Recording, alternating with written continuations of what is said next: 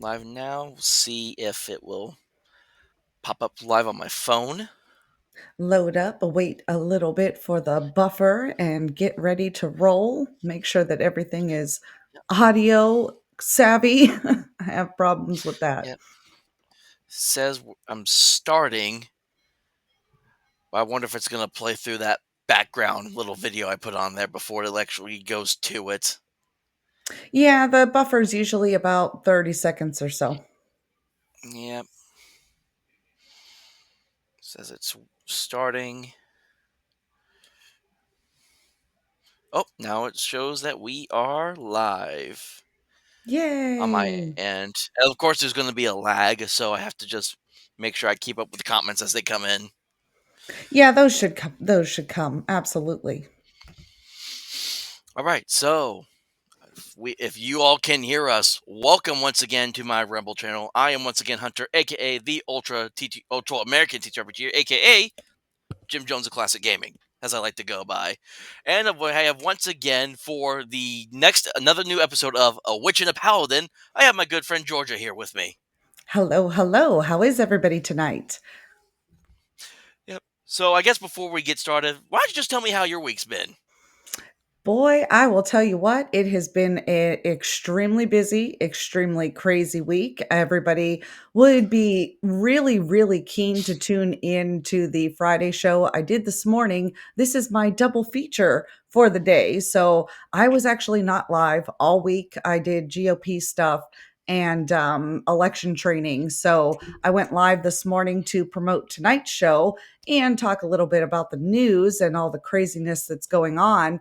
And I'm really excited to get into the topic that you brought to my attention for today's show because I think it goes hand in hand with the Doge things that are going on, how we're all supposed to move forward with the incoming tariffs, and, you know, pulling it all together with the gaming stuff. So it's about to be an extremely fun end of the week, Hunter, in my opinion.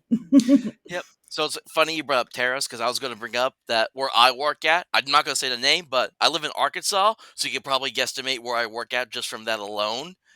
But I work for the main one of the main warehouses in the area, and I work in mainly shipping. So we load the trailers up and then we send them off to the stores. Mm, And me and a fun. bunch of my coworkers, we've actually been talking about the whole tariff thing because, of course, we get everything from China. Mm, And so, and it's actually been said even by management, we're not getting as much in as we usually do. And we've actually, interesting.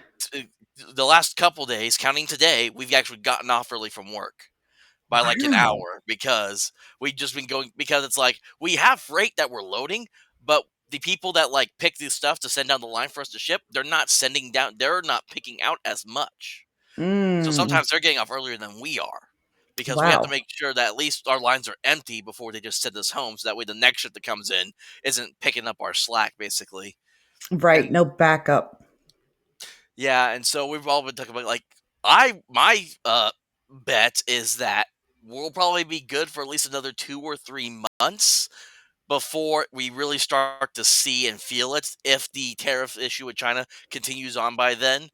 My dad actually, because my dad was over here earlier, he was doing some water heater fixing stuff with me for a short bit, and he was saying that it looks like China it may slowly start to give in, maybe at some point in the future. I mean, I haven't heard anything new, so I can't confirm that myself whether it is or not. But that's me being hopeful. And then on top of that, just something fun that happened to me that I just want to share. If you don't follow me on X, go follow me at Ultra TTRPGer. I shared the funny story of how in my Monday night game that I played, I rolled a -1 on a saving throw because my tiefling character that I was playing at the time has a 4 in wisdom, which gives me a -2 modifier on saving throws against spells. So what happened was the drow player, a player that was playing a drow character, was casting her light spell, and Oh, the GM said you can upcharge it on a successful throw if you want, and she succeeded. Well, on the map we're using, my character was right next to her character, so oh, I did foot and mouth and said, should I do a saving throw to make sure my character doesn't go blind since I'm right there next to her?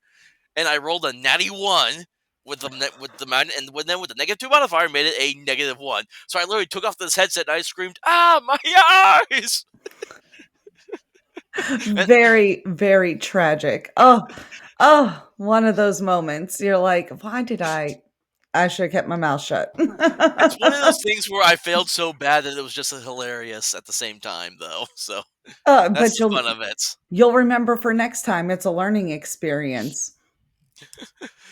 Yeah, and it was just one of those things where it's like it was like all my other stats were good. It was just that 1-4 that was there, but I'm like, okay, we'll see what happens with it. Because sometimes you get that weird stat that you just throw in there. Like one time, I made a gunslinger character, but I used the dexterity for a dump stat. But you need dexterity to be able to fire a gun. So It's the little things that you don't think about until the mechanics come into play, and then it's a big exactly, deal. yes. And everybody worries about strength. That's funny.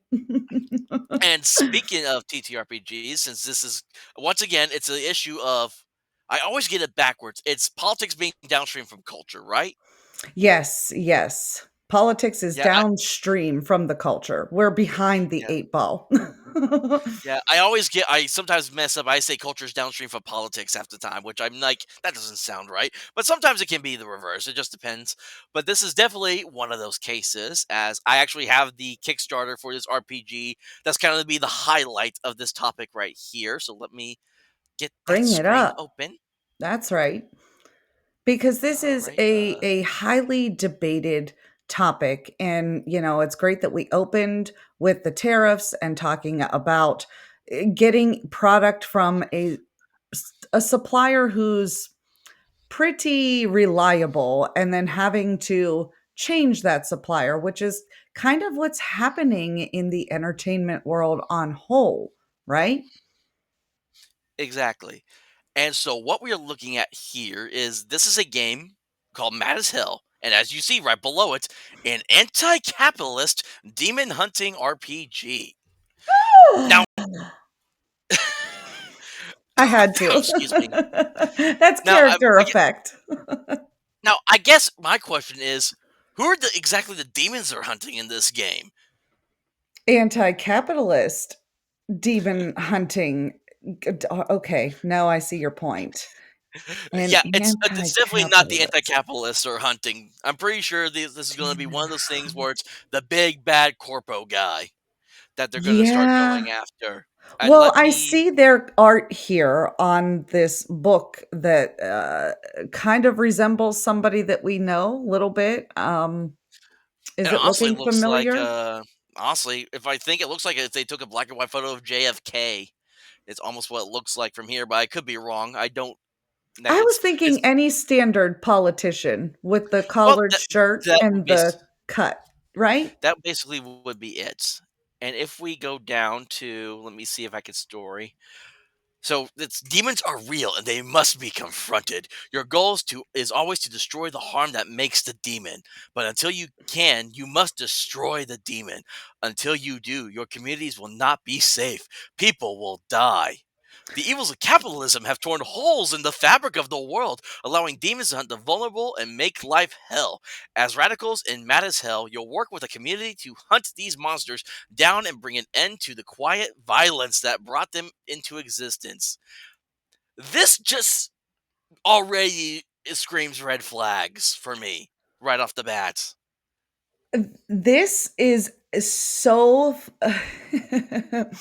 this is funny because it mirrors the idea of what these individuals think is happening inside your average politician's mind when they're talking about the opposite end of the spectrum, right?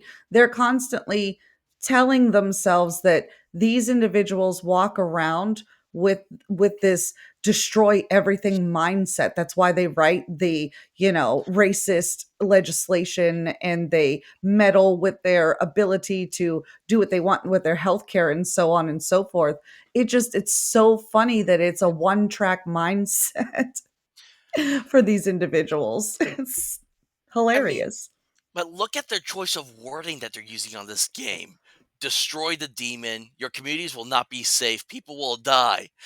Does any of this ring a bell from I don't know what we've been hearing for the last 10 fucking years? Yes, extremely familiar rhetoric, and they're putting it into a fantasy, but that's not a fantasy. That's their reality. Their ideas are that ingrained in their mindset. And we wonder why they are so scared of real life and interactions with other people. I'm coming to believe that this is how they live. They can't even escape it in fantasy world. Yeah, so I'm just kind of reading a little bit ahead, and that says mad as hell, new game, yada yada. Play as radicals, members of various communities, banding together to fight the literal demons of capitalism. Well, what are the Basically, just various another. communities? Well, to me, this just reads another definition for communist society. Your community banding together, literally the crap you hear from your typical communist believer today is what it sounds like right off the bat when I hear that. And let me see here. The only way to kill demons is to understand what quiet violence created them in the first place, work out how to solve that problem, and turn it into a weapon. You might kill a demon of moldy water with a purifier, a demon of poison laced diet drugs with its own reflection, and a demon of bigotry with a pride flag. Holy shit. This Okay, is that's what I was waiting for. The wording of the communities communities with a capital C. I think you're onto something with the wordplay. Communities. we won't exactly. we won't call ourselves communists. We'll just call ourselves communities. And that is, I'm brought back to my 8th grade or freshman year literacy class where I was just provoking the teacher, being a rebellious teenager, knowing that she was, Judeo-Christian and I was, pagan, and just poking the bear in the classroom, doing things that were ironic or sarcastic or, jabs, so to speak. This is what this feels like, a rebellious teenager throwing jabs at the teacher. Yeah. And I'm just going to continue. Unless you address the root cause of the problem, the wound in the world will continue to fester and the demon will be reborn free to wreak havoc. To defeat the demon truly, you need to make meaningful social change in your communities and help those around you. To keep your communities safe and mad as hell, you have to learn the tools of direct action and how to apply them to the world. I believe there was another phrase for direct action that we have been recently coming to terms with about that it's not quite good, and I know what it is. It's keeping the top of my head. Affirmative action. That's what I'm thinking of. That's literally what I think it's calling for right there. Direct action, affirmative action. Literally, it sounds the same right there. Redistribution, I believe is what that sounds like. We have a Patty in the chat. I see the Patty. chat. Dudes, love you guys. Thank you so much for Yep. hanging out with us, Patty. I agree with you, Hunter. This is absolutely insane to pitch to individuals who are kind of unknowingly hesitant to buy into this mindset, right? The idea of making this a hero quest. My next question is, all right, so you've got, in your role-playing games or pretty much any game, you have your underlings, the things that get killed along the way for the hero to level up with and gain experience and move through the world. Uh what about the quests in this game? Does it have like quests or people with like a storyline to them or something? Like how do you emulate this progressive mindset or world changing superhero ability? Alright, well, I just saw as I read further down, there already is a quick start, which I am going to go download so that way I can get an idea of what exactly will be contained in this. Because, like, it infuriates me reading this, but I'm so hooked on what this game is saying now that I just want to keep reading more of it at the I'm same time.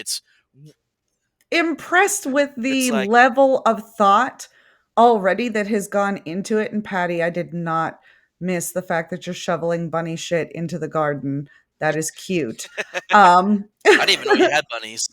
he does husbandry, animal husbandry with his rabbits. You'll have to get him on to talk about that one at some point. But back to this game, Uh, it is intriguing again how I want to know how far they've went with the thought process here, because this almost feels like a learning tool, correct? It it it's like it's like what we've been saying. They're not even bothering to fucking hide it anymore at this Mhm. point. They are blatantly just upfront with it. So how now I've got all different kinds of mechanical questions, like how would you level up? What would the level of enlightenment be for your protagonist? Where would this ultimate quest come to an end? And currency, because this whole thing is about, bringing everybody into this commune, and I've been asking for a very long time, so maybe we'll get it in the utopian ending of this game. What is the end goal to communism? I'm just curious, because everybody pretends like you can just lay around and do nothing all day.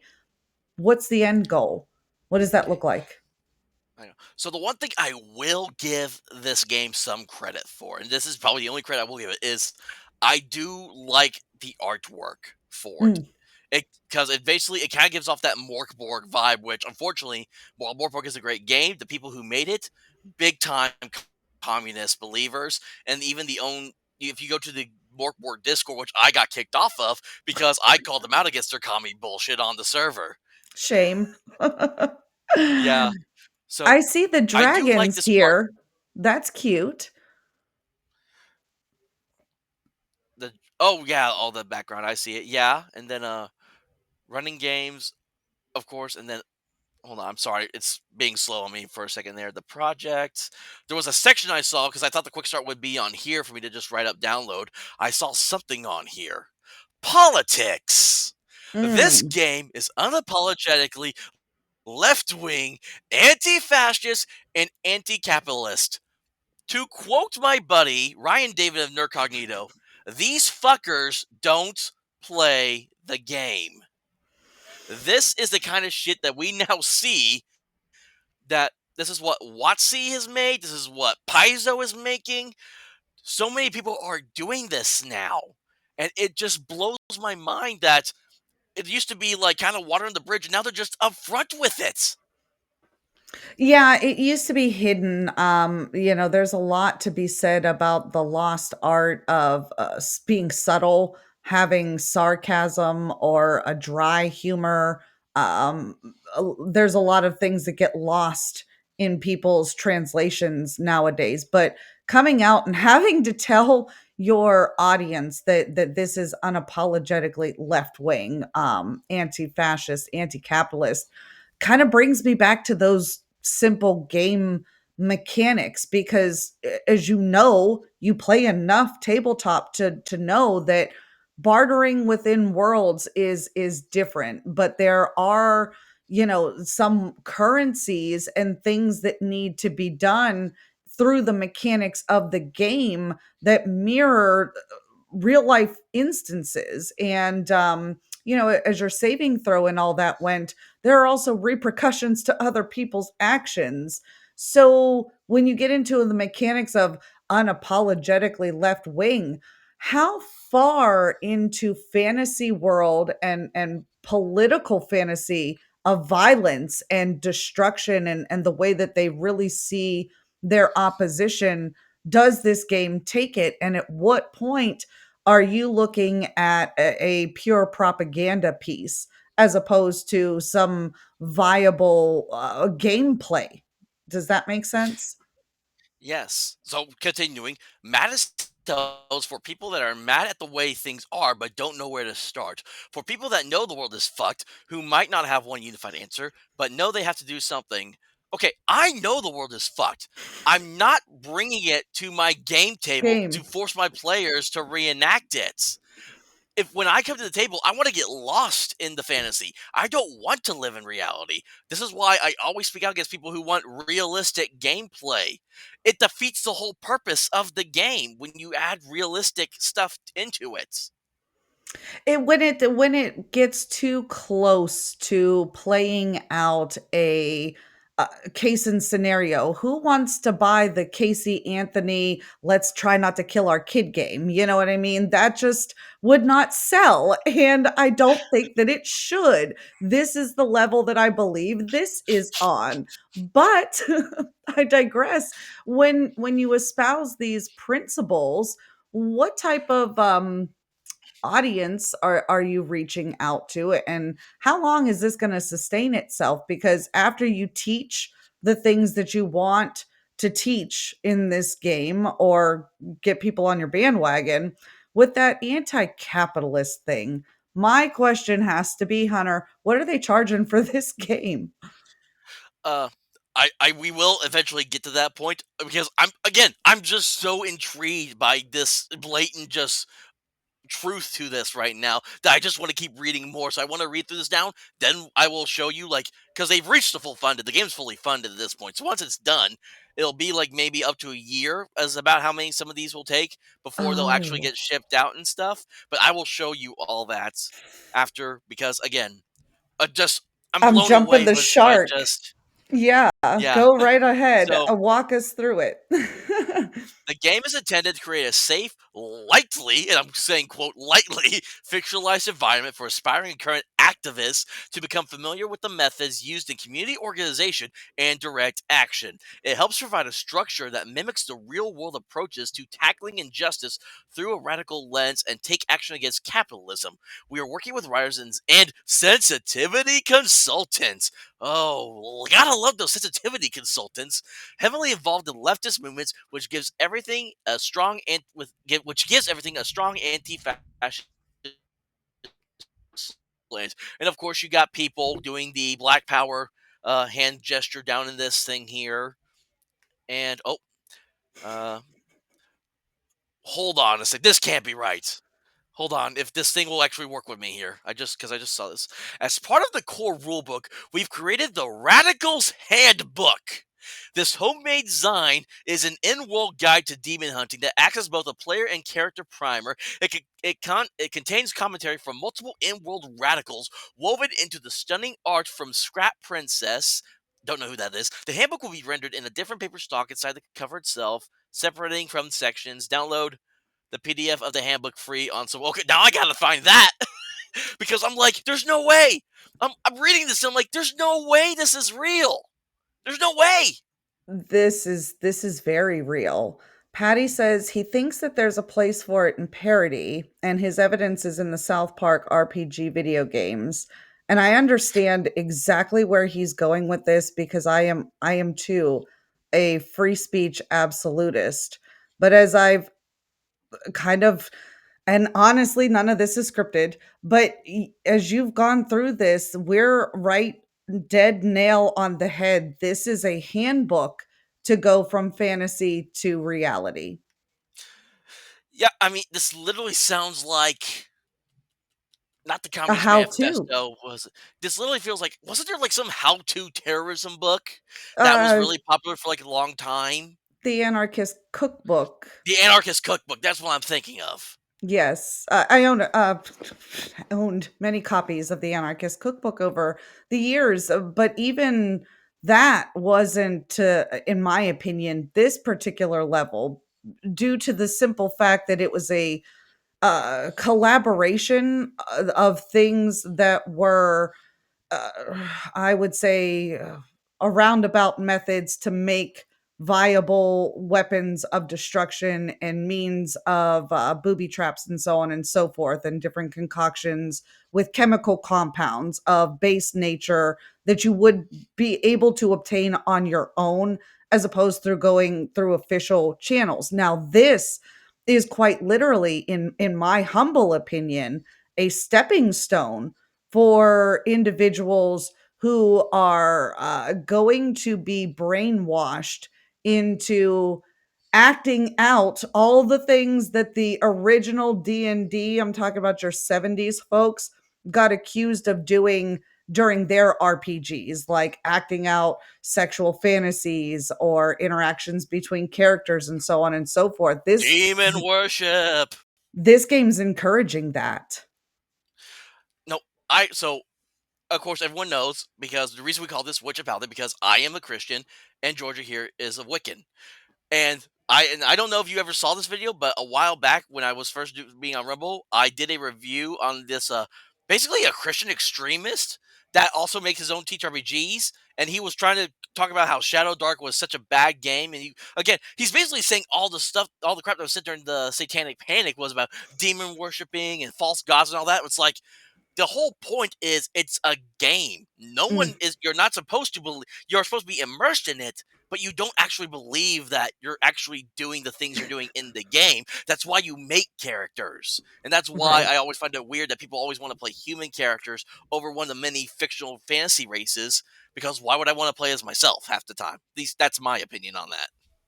That stems into everybody's ability to step into that hero persona, and it goes back to, the Roman complexes of various assortments in the psychological terminology. But that's what I believe makes this particular concept a tad more dangerous for the average consumer when they are primed in the past to be acceptable or amenable to the idea of acting fantasy out in the real world. Then you throw on top of that the ability of people to justify the things, the crazy things that they see out in real life, and not being able to make an accurate assessment of danger based on those crazy factors. One acting based off what they were put into in the fantasy world, and somebody else just being like, oh, that's another nut, I shouldn't have anything to Yeah. worry about, let me do my thing, and they get got. So let me read what Patty commented, and I'm actually seeing the chat on my computer this time That's around. So thank exciting. you, Rumble, for actually working this time. To take Venture Satanis, I love his modules like the good. I think it's supposed to be. I think it's supposed to be like Samaritan, but Samarian, where you go and stop a cabal of demons that are performing ritual abortion sacrifices and mass. Okay, so Venture Satanis, find him on X. It's awesome what he does. He created this. It's a Gonzo fantasy setting called Shalt, where you're on this post-apocalyptic planet, and everything in it is a parody. Where because it's like there's like jokes to like every little thing. There's jokes to Star Wars. There's jokes to Star Trek. There's actually a room in like this black pyramid that's in this setting that's dedicated to a neo-Nazi cult, and it's a parody of neo-Nazis. It's all about just parody, but that's part of the fun. You know it's a parody. You're going out and you're killing the bad guys. Like literally, the cantina that I started when I first ran the module, it's called the Gamma Incel Cantina, and it's and so Patty's got a game like that hisself. It was one of the first games of his that I think that he had put out about the boy in the kind of woke world, if you will, that he found himself on this estranged planet. And, every obstacle that he encountered was, kind of a mimic or a parody of a woke cultural aspect. And it was humorous and you could tell, and there is room for parody in every case. I don't believe that anything is off the table when comedy is involved. If it's funny and people laugh, then it's good to go. But when you encourage individuals to disrupt society, the dangerous line that you're walking is potentially becoming responsible for some of the actions that happen after the fact, and how many consumers are actually finding themselves in that particular bandwagon where they're being sued for the product that they produce working too well. That's what these people are actually asking gun manufacturers to be responsible for is when the product works well, the same people who wrote this game go out and activate themselves to shut down and sue the people who made the guns, not necessarily the person who owns it or Yeah. wielded it. All right. So first off, Michael, or who's a good buddy of mine on X and stuff, he's in the chat. So good for you to join us. And Patty said it's the boy from Metezas, I think is That's what it's it. called. I didn't even want to take You a need to send stab me at. that, Patty, because now I want to read through. I want to read this through this too. Yeah, that's the thing about Chalt is it's all these. It's this weird pronunciation of words and stuff. So it's I find myself tripping over trying to say some of the words sometimes. But I did a. It I was didn't want to about butcher it. it was about 8 or 9 sessions I did with just 2 players because that was all I had. But I mean, that's fine with me. I can make it work. And I did Chalt using the Shadow Dark RPG because I was learning Shadow. I was trying to learn Shadow Dark at the time. And what's funny thing was Avenger, when Shadow Dark won the 4 Ennies awards at some RPG convention, there was this thing about the shadow darkening of the hobby, because Mm, basically mostly because Shadow Dark is very much it's a simplified rule set of like old school mixed with some of the modernized 5e stuff. So it's uh-huh. very easy. So it has the old school feel for like the quote unquote grognards to get into. But if you're like a modern day 5e player, you can pick it up just as easy, no problem. And there was this kind of back and forth thing between if Shadow Dark good, is it bad for the hobby or not? And I actually did a rant video about it where it's like we got bigger things to worry about than about if this game is good or not. Like Like this. exactly. And you were talking about rules earlier, and I have it right here. The rules. Characters have 3 stats: solidarity, conspiracy, and militancy. Wow, this sounds like such a fun game that I want to play, don't you?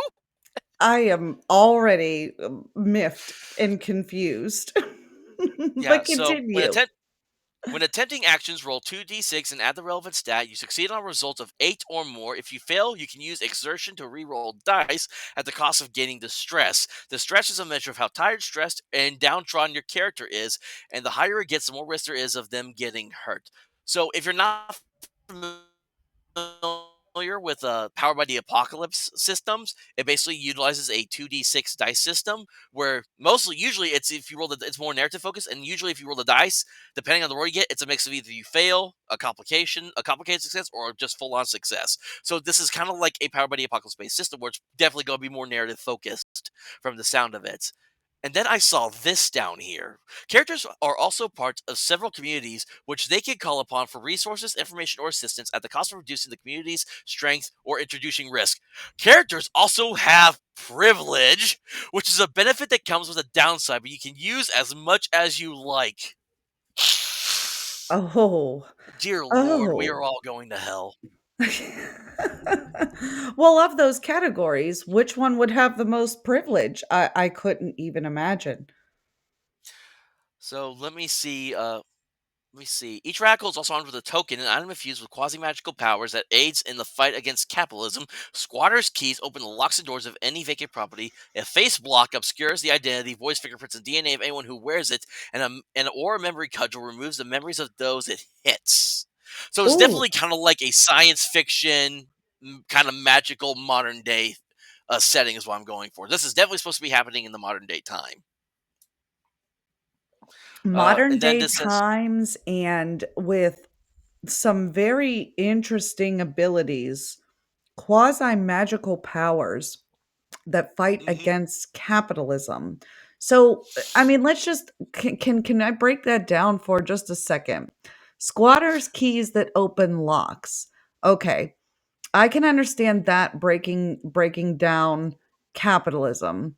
But what about this bio face block identity for voice and fingerprints and DNA? What on earth could that possibly does that allude to bank robberies, murders,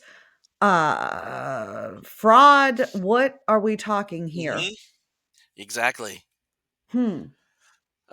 It says, and then just last part. This is a game of learning the tools of resistance to strengthen the community and deciding that the horrors in this world are something you cannot accept. Like this is literally but this is no different than what the Democrats say when they're talking about like you must be afraid, you must fight back. This literally leads like a democratic speech. There's no escape for these people, and when you first said horrors, I swore I heard horse, and I was a bit concerned, but then I remembered what we were talking about, and then I realized you said horrors. So, all that happened very quickly in my brain, but this is funny because you said it before, games are supposed to be an escape from reality, and if you're constantly bombarded with fear, fear, fear, fear, fear, fear, even to when you're relaxing and in, chill mode or whatever, it's fear, fear, fear. That's why these people are batshit crazy. I am really tempted if we get around to it after our main discussion. I really would love to see just a little bit of one of these actual plays that was done using this game, just to see how they actually played it out. Because Mm. I hate it so much that I'm intrigued to want to know more about it now. I don't know why that is. Like, is it bad? It's It's like a it's train wreck. horrible that I'm actually contemplating. I want to have a physical copy of this book so I can show this to people and say this is actually some shit that people made and it succeeded in being a product that people bought. Yeah, I can't It's wait it's to ju- see. it's no different than it's no different than how Temple ended up buying a book of the genderqueer book to show that yes, this was a real thing that someone made. That's gonna come back into play with the amount of money that kind of circulates in perpetuating this, because people are gonna be virtue signaling to buy it, and then you've got the rage people, like you said, just buying it for sheer curiosity and morbid uniqueness, but ultimately, they're winning with capitalism. Yeah, so I'm okay. We're basically done here. So let's we scroll back up to the top, and I will show you how much it was supposed to be because I think this is like in I don't know what that symbol is. Is that like pounds or something? I don't know what currency Euros? that is, but it I'm not worldly. so So it was supposed to have a goal of about 20,000. It's already at 36,000. So it's well over its stretch goal, almost double its stretch goal. 628 It backers. and it still has 22 days to go. So who knows how much more money will go into this game before that ends. Because I'm this surprised that there where did isn't this more. Honestly, I mean, yeah, not goal money wise, but just backers. Well, I guess that would be funders then, wouldn't it? Mm. What's that yeah, per I wish I person knew when this on an started cuz average? huh? If you Okay, divide so that, I'm hold not on, let good me at get my math. actually I got a calculator right here. So hold on, I got my fancy dancy TI calculator that I used for my college courses back in the day, Hey, you paid which for for me it. You was better another keep lifetime. it. Oh yeah, of course. These things are like awesome. You don't want to get rid of these, especially if you got one of those big, you know, those big thick ones that you could do all the graphing stuff with. Oh, I Oh love yeah. those things, especially if it Mhm. had games on them that you could play during your free time. Okay, so hit back to this project and look at the pledge levels. Yeah, we're going to do that in a minute, Patty. We're going to look at all the pledge levels here in a second, but I'm going to do so 36,000 divided by the 628 backers. Nope, that's not right. Divided by 628. That's not. Dang it, I keep hitting the wrong thing. Divided by 628. That's. I am sorry, my fat fingers here are not working like they should. I'm no good at math, or I'd stab at it, but I'm terrible at math. I don't think I So have a calculator handy. rounding up all the decimals, it averages to about $57.32 per person. Is how much someone paid to back this game. Talk about putting your money where your mouth is. Now let's actually take a look at the pledges and see what they're asking because I mean they're anti-capitalist, so they can't be asking for too much, right? I had $50 a pop, you're already out of my price range, and I'm a wholehearted capitalist. Anything? Oh, sadly, I like 80 is like my max. Like a $50 price range is actually cheap for in my opinion. And so And remember, that's just okay, an so we have average pledge, so, we don't know. We're gonna find out. and I'm right on the mark because if you look at the Radical, which is the physical book, it's about $50 Mm. for just the book. Yeah, that's And not their then little handout PDF, take action rah-rah page either. ooh, okay, and then you have the community member, which is probably what more people are. Oh, here we go. It actually says, so 207 backers did Radical. For community member, 233 backers, which gives you Mm. the Field Guide to Hell on Earth Volume 1. 67 backers did about $100, which is alternate covers of the book, which a lot of games do those now. So it's just those four settings Did they say anything about is what it is right now. what size team they're running? Like, how big is their team? Who's doing this? Uh, that's a good question. Let's go back and usually that will be towards the bottom. So it's a company called Soul Muppet Publishing, which apparently I'm not familiar with that company, Soul but Muppet. Mm. from other people that I've talked about, apparently they've been around for some time. Let me see here. Soul Muppet Publishing. We'll get RPG adventures like Best Left Buried, Orbital Blues, and Stygian Library. I think I may have heard of Stygian Library, but I don't remember where. All right, let's scroll down and we'll see if they got all their people listed. Because usually they will have a list of people that they'll mention Mhm. on here. Okay, here we go. Oh, look, co-creator and writer Evie Moriarty, they, them. How did I know this was gonna And happen? so, and also co-creator and project manager Zachary Cox, the Jelly Muppet, also they, them. They're into the Muppet thing, huh? Ooh. Yeah, then a cover design. The problem, again, I have to give it credit. I do like the artwork for this book. It's not horrible. We have a And then chat someone that with heat. says DLSD25 said he pledged over That's Michael. $495 for Kickstarters. Came with a few royal F ton of books, minis, dice, etc., but crazy. 50 seems low end for a big Kickstarter. Yeah, Yeah. I mean I mean this is again $50 is actually quite a steal for like a hardcover book. That's like 250 pages. I saw earlier. We were reading through the thing. Uh, did you see this? Radical's handbook art by Scrapple that uses he, any pronouns. Another they, Any. them. Oh no. Sensitivity reading and design writer Basil writes he, they, z. We needed a God Z. almighty. They can't be inclusive if they don't bring Z along. Where's Zer? Sissy, sensitivity reader and design writer Hippolyta, she, her, trans TTRPG designer. Oh, they're running the gauntlet, aren't they? My.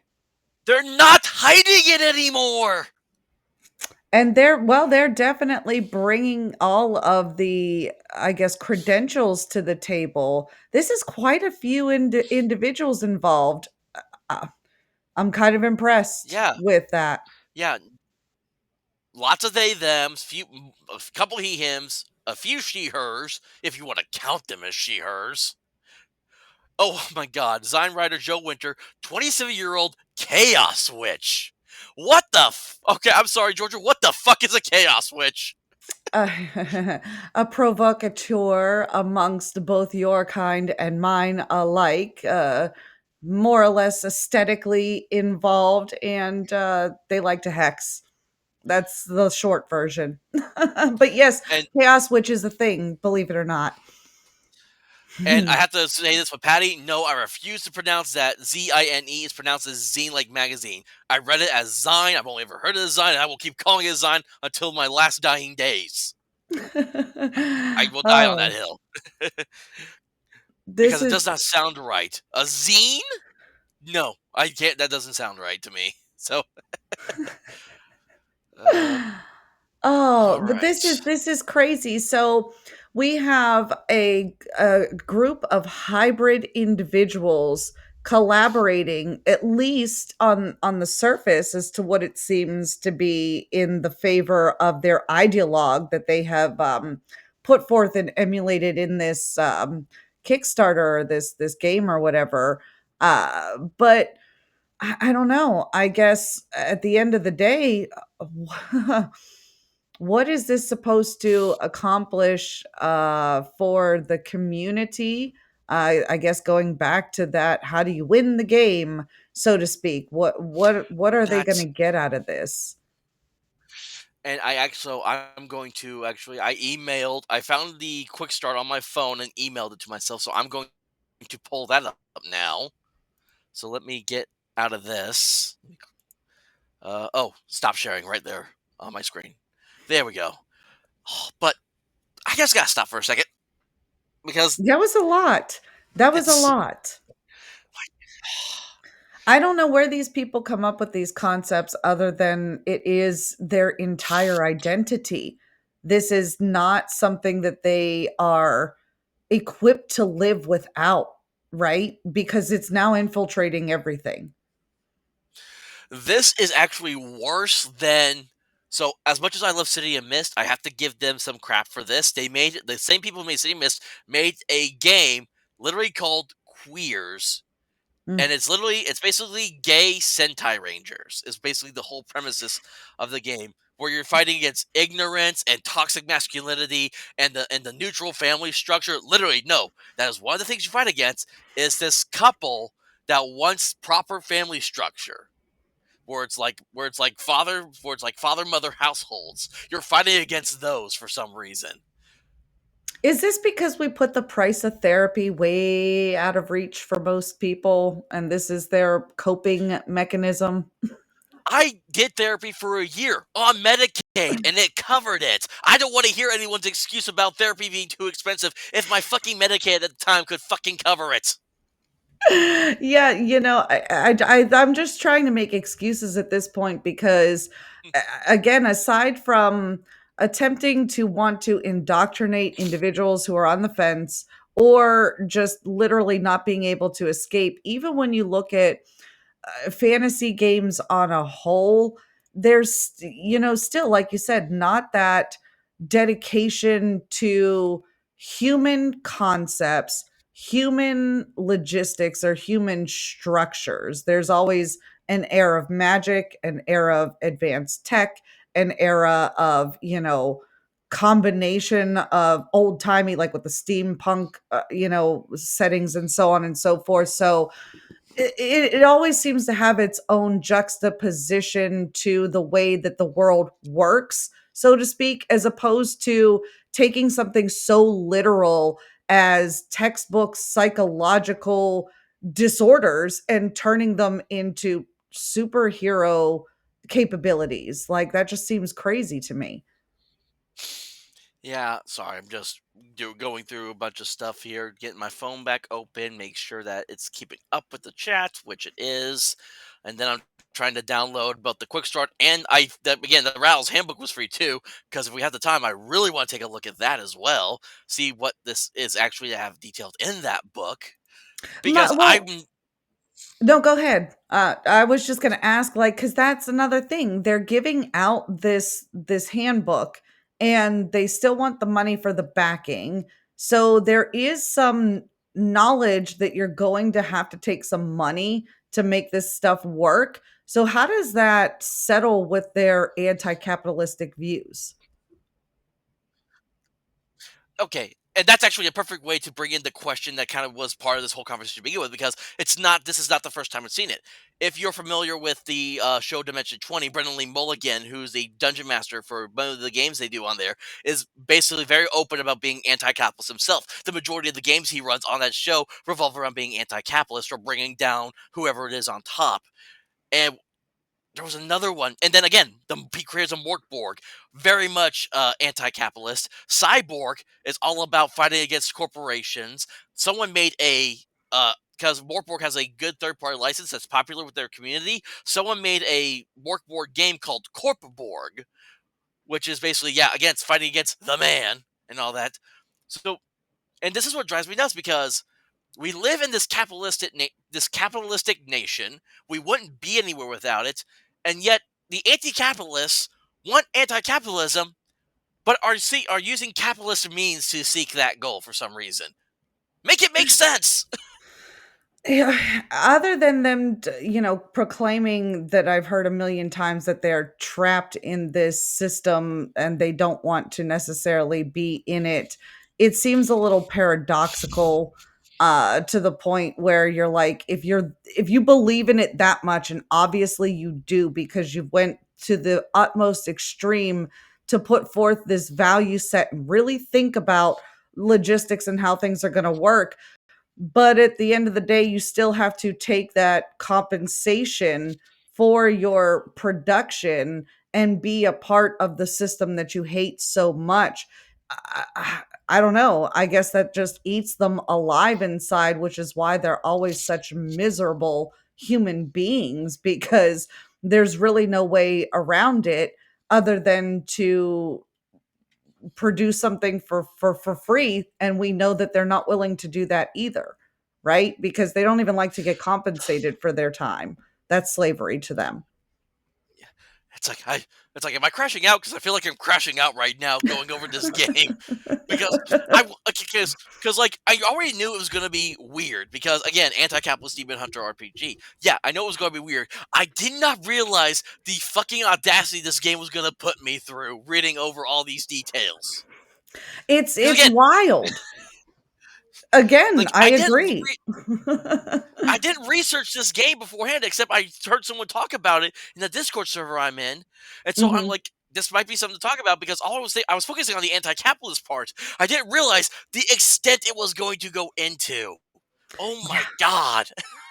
Well, again, this is why it's so important to find out the goal of this game, in my opinion, because the idea is to live under this umbrella of tolerance that everybody's going to do their part and they're going to be able to do things that they like to do and still partake in normal life in the comfort that they're familiar with. But none of that happens because we don't want to do the things that our neighbor wants us to do. We want to do the things that we want to do. So, in order to kind of justify that, we decided, hey, we're going to put a third party neutral barrier called money in between us and the things that we want. So, therefore, we can kind of do things that we want to do, but we can still entice others to do things for us even though we offer nothing for them. Like, Hunter, other than us talking on the internet, I can't do anything for you. I can't come and clean your house. I can't watch your child for you. I can't lend you any money or anything to that effect, but we can come to the table and we can exchange ideas. But if I were to provide any of those services for you, what would I expect in exchange? What could you give to me that I would accept for compensation for those things? If there was nothing on hand that I wanted, money's the perfect compensation. How can you live without that? I don't understand. My intrusive thought immediately went to a truck driving stop where it's like cash, grass, or ass. Those were That's immediately which it. which one is out because you're happily married, so I'm not even going to step on that toe for a second. Right, but it's true, it's 100% true. There has to be a barter system in place, and if, you're dealing with individuals who really have no qualms with using sex as a monetary compensation or a way to get what they want, that's a very unique conversation to be had. But that's separate and different from individuals that are, Hmm. heterosexual and dealing with other members of the same sex, because that's off the table. That's not even going to be an option. So, how do those people do business with each other? The game would have an I, answer for that. I'm immediately because one of my favorite Afro Man songs was always the crazy rap, and I'm just thinking about that line. She had green. I met this lady in Hollywood. She had green hair, but damn, she looked good. I took her to my house because she was fine, but she whooped out a dick that was bigger than mine. That's a Oh, really classic. late 90s, early 2000s, I think. About early 2000s, because I was in junior high the first time I ever heard that song. And because again, I used to record my own hip hop stuff for like a decade before I started getting into TTRPGs and all that, because I was doing music, had my son, so that got all put in a standby. Then I got locked up in the house thanks to COVID. Was Yeah. bored out of my mind trying to do school and take care of my son because my sons didn't have daycare, wasn't available anymore. And then I got into TTRPGs during that time. So Oh, because wow. again, I didn't start playing until 2019 when I was locked in my house, bored out of my mind, and going insane. Oh, so you're Which still I a yeah, but that's kind of the thing because again, I started out with this because everyone gives crap to the Power by the Apocalypse system because it's more narrative focused and rules light. But that's just what I started with. But it's what made me want to explore all these other games where I'm playing Shadow Dark, I'm playing Old School Essentials, which Old School Essentials is very much a modernized retelling of old school D&D. It's got those old school rules in there, just better much explained than how Gary Gygax did. No offense to Gary Gygax in that part, but half the crap he wrote in his You be books made stepping no on sense. toes, Hunter. You be stepping on toes out here. Oh man, that's great. No, and you know what? That's I actually step on everyone's toes. I It's a really good story though, because it shows how easy it is to get into the hobby, and there is something out there for everybody. And I know that this is not going to be our cup of tea ever, this Kickstarter that we're going over. And I know that we're shredding it to hell and back because it's going to have some real impacts. But on the other hand, we could play devil's advocate and we can say that going through this game can shed light on inconsistencies in the logic, right? So, as we're talking about the many different ways that games reintroduce themselves and start new rule sets and bring new creators to the scene, this has a potential to backfire as well and actually show the hypocrisy in this line of thinking, the inattainable consistency of life in this world. I mean, this can completely go wrong from where they want it to go and show all the bad things about this line of thinking. And that's the danger. Yeah, so I'm reading Patty's comment here. I bartered bunny meat and homegrown jalapeno jelly for compound bow and arrows, among other things. And now I want a soundboard because I want to play the dun noise, where it's like the one that where it's like, is that sus? What else did you trade for, Mister Patty, my favorite leprechaun of all time? He also said Uh, so they'll tell you to give your labor away for free, but then they'll charge you for theirs because they have to survive capitalism, and that's 100% and correct. because when you were talking about like all the labor and the capitalism stuff earlier, I was immediately thinking the Chas Chop Mm. situation and how they basically ended up falling a whole apart. They couldn't even make a garden. Garden grow. My favorite part of the entire George Floyd narrative was Chaz Chop. I still can't believe that we let them repatriate. I think that there should have been a negotiation scene like on Family Guy when Pretoria was created and he had to go ask the mayor to be a part of the United States again. And they're in the office and he asks him, "Can I have this pen?" And he goes, "The pen that I've got a million of?" And he goes, "Yeah." And the mayor goes, "No." He's like, "Well, what do I get?" "You get nothing." Does it just feel like sometimes we're just in one big like Family Guy or American Dad like little skit scene Yeah. sometimes? Because it feels that way sometimes. A lot of the times. And, it again is so interesting to see the people who have come to full grown adultism on shows like Patty said, the South Park, the parodies, the Simpson kids, 90s Nicktoons that were very dark. Looney Tunes had a bunch of innuendo and things, and all of these kind of shaped the personality of the individuals who are coming up with things like this now. And I like to think that it has a lot to do with rebellion. They're just bucking the system for the sake of bucking the system. And once all the logistics play out, and once they get to the end of the road and walk down the path that they're on, they'll come to, reality eventually. I think we all get there in our own time. All right. So, which PDF do you want to take a look at first? Do you want to look over at the quick start to get a better feel for the rules of the adventure, or do you want to look at the radical handbook? Oh, geez. Let's get into that radical handbook. That is, chomping at the bit.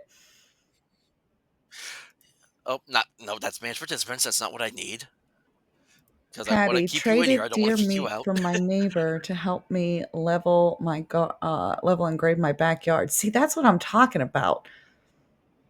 That's awesome. Bartering. All right. So I'm making sure that it's on the. Okay, here we go. And this. Oh, what in the? Stay. It's Giving you it keeps trouble. like disappearing on me for. Yeah, it is giving me trouble for some reason. I don't know why. It doesn't want to All get right, hang ragged on on. 1 second. Yeah, obviously. Okay, here we. It's not. What in the world's going on with this thing? Hmm. Okay, and share. Okay, it's working. There we go. Is it? There it Hold on. is. All right, hold That's on. Okay, there we stunning go. Oh, that's the and quick start. brave. See, and then get to. All right. Sorry, I'm sure I have to flip back and forth. Okay, so this is the cover for the Radical Handbook. Let me zoom in out a little bit so you can get a full grasp of the entire art. One more. This is the Radicals Handbook. Let me hide that so it's out of the way. This is the cover for the Radicals Handbook. Yeah, this artwork is immediately like it's I can kind of figure out what the art's applying at with this kind of style it's going for. I'm getting Manson and Helter Skelter. That's what it's Like, giving. yep, that is what would be very much on par with what I'm thinking too. So scrolling down, a lot of Oh, what the that looks like a absolutely. penis. I was gonna say absolutely gorgeous. Exactly what I was Okay, thinking. A demon with a dick.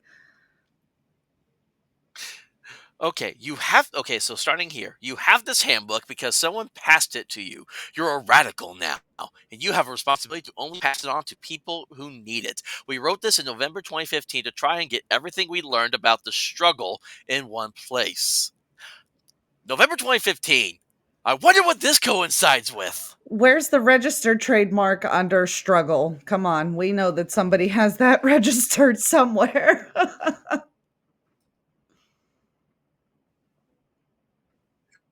Yeah, if re- you're reading it. All right, I didn't mean to interrupt you there. You kind of roboted out on me for like a split second, so I apologize if I interrupted you.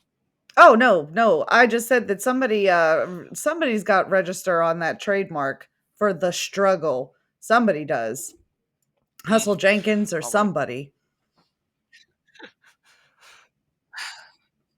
all right. Um.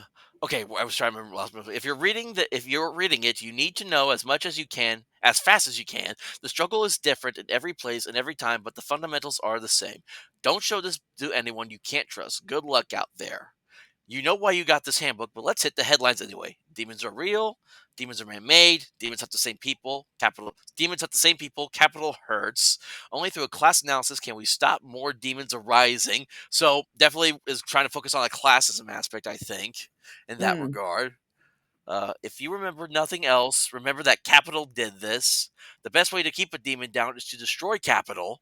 Until then, you have to find the specific harm that capital is doing and undo that harm or make up for it. You cannot wake people up. People will wake up as they see you undo the harm, and you know that the solution comes not from capital, but from solidarity, but you cannot force their eyes open. Here's the truth. Here's the truth. Only what you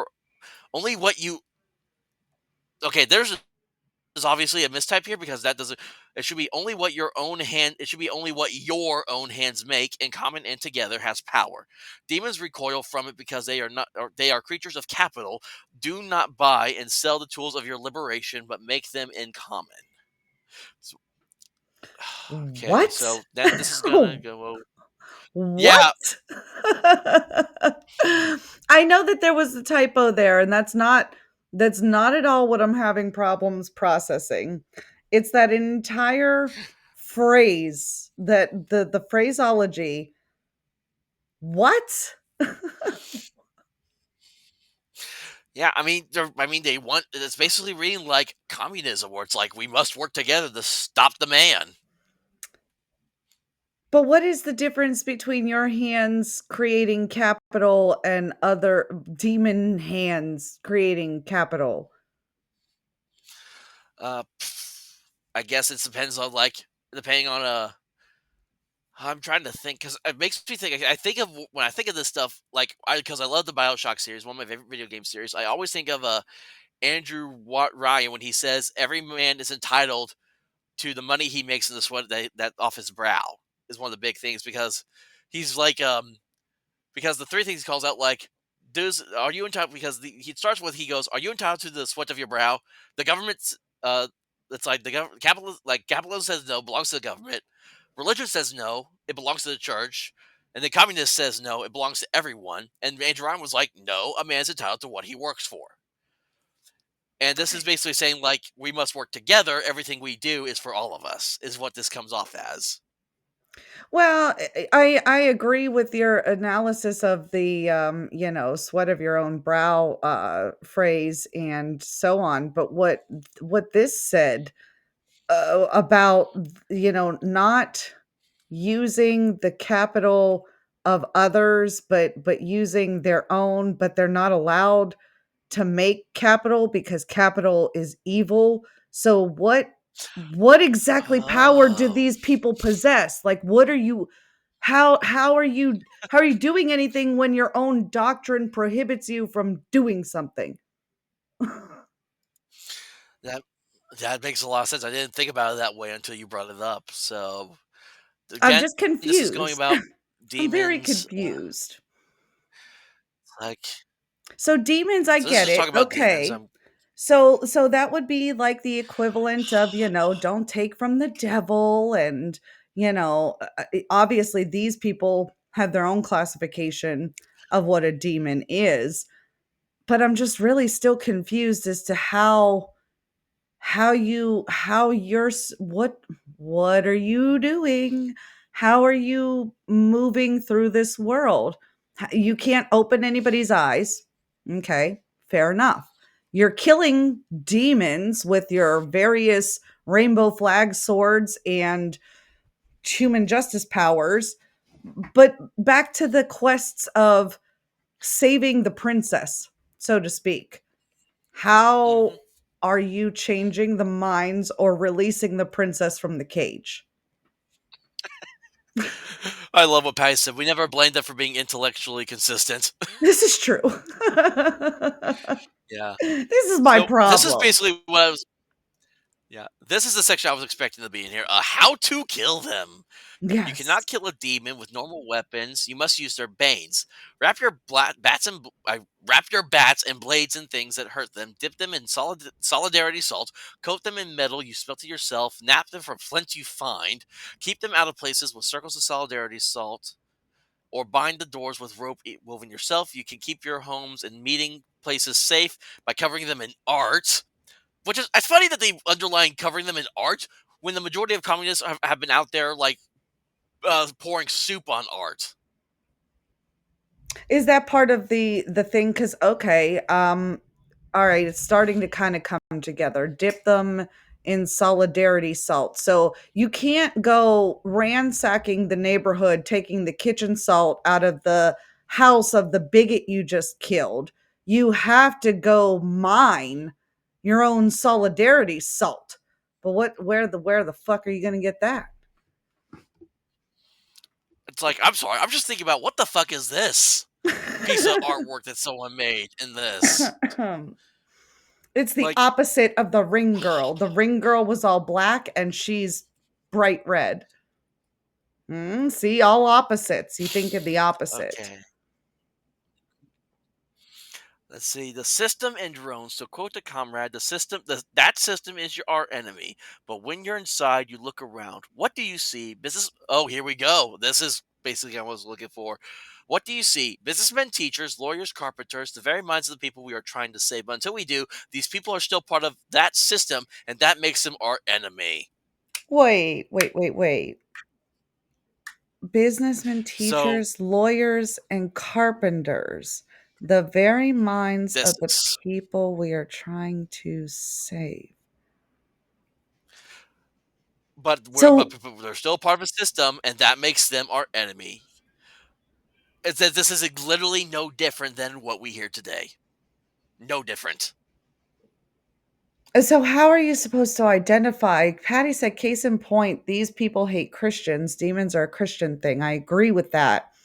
So how do you identify if these are the people that you want, like you want, obviously they want to save these people, because there's this sort of hesitation Hmm. there with whether these people are like real enemies. Is it like a Sonic the Hedgehog thing, like where they, bop the metal thing off and let the animals free? Is that kind of I mean, is that where this is heading, or are they really dead, like, Well, or let do me they go back. turn into I that? skipped over the whole demon thing, and now that you asked that question, I think it might explain. That's what we're about to. Okay, what are they? Demons are real, and they must be confronted. Your goal is always to destroy the harm that makes the demon. But until you can, you must destroy the demon. Until you do, your communities will not be safe. People will die. Truth of demons: demons are physical. They can't. They have bodies and forms. They cannot abandon them. They are constrained by their physical forms. Even the ones that burrow inside people and take them over to do it physically, they cannot turn. They cannot turn to smoke or disappear in darkness. When you kill them, demons never were. When you kill them, demons never were. What the fuck? That doesn't make any sense. So then you're killing What innocent never? people. You're killing the people you The want to harm they save. did the harm they did remains, but all evidence of them disappears. Any blood of theirs you spilt, any part of them vanishes instantly like it never existed. You will never get to keep proof. So they're killing innocent people. So there's really no verification or justification. So if okay, if there's no outside or external way to identify which one of these minds that you want to save, is the only way to know after you kill them if their body doesn't disappear, like, you remember the old school video games, the bodies, wouldn't disappear, they'd just lay there, and then they'd stack up from, how many they sent Yeah, in from the algorithms or whatever. yeah. So let me read this next part here really quick. Demons are not human. They have power in a way we do not. Some are strong, fast, can conceal themselves, possess people, many different things. More on this later. See, but this they're not when they're talking about power, they're not referring to businessmen. They're talking about everyone who's against them. This is literally what they mean when they say stuff like this. They're talking about you. They're talking about me. They're talking about people like Patty and Venger and almost anyone else we know. This is who they're talking about. They're talking about people like us. They're trying to say that we somehow have this power that we wield against them. Yeah, and it's not even okay, so back to a video game or an actual strategy game. There are certain abilities that your enemies can use against you. It seems like the world that they're in is just against them. It's almost like Little Big Planet, where the entire world is just trying to crush you and mash you. And the whole point of the game is to get through the world, not necessarily like win any prize or anything like that, just literally survive the level.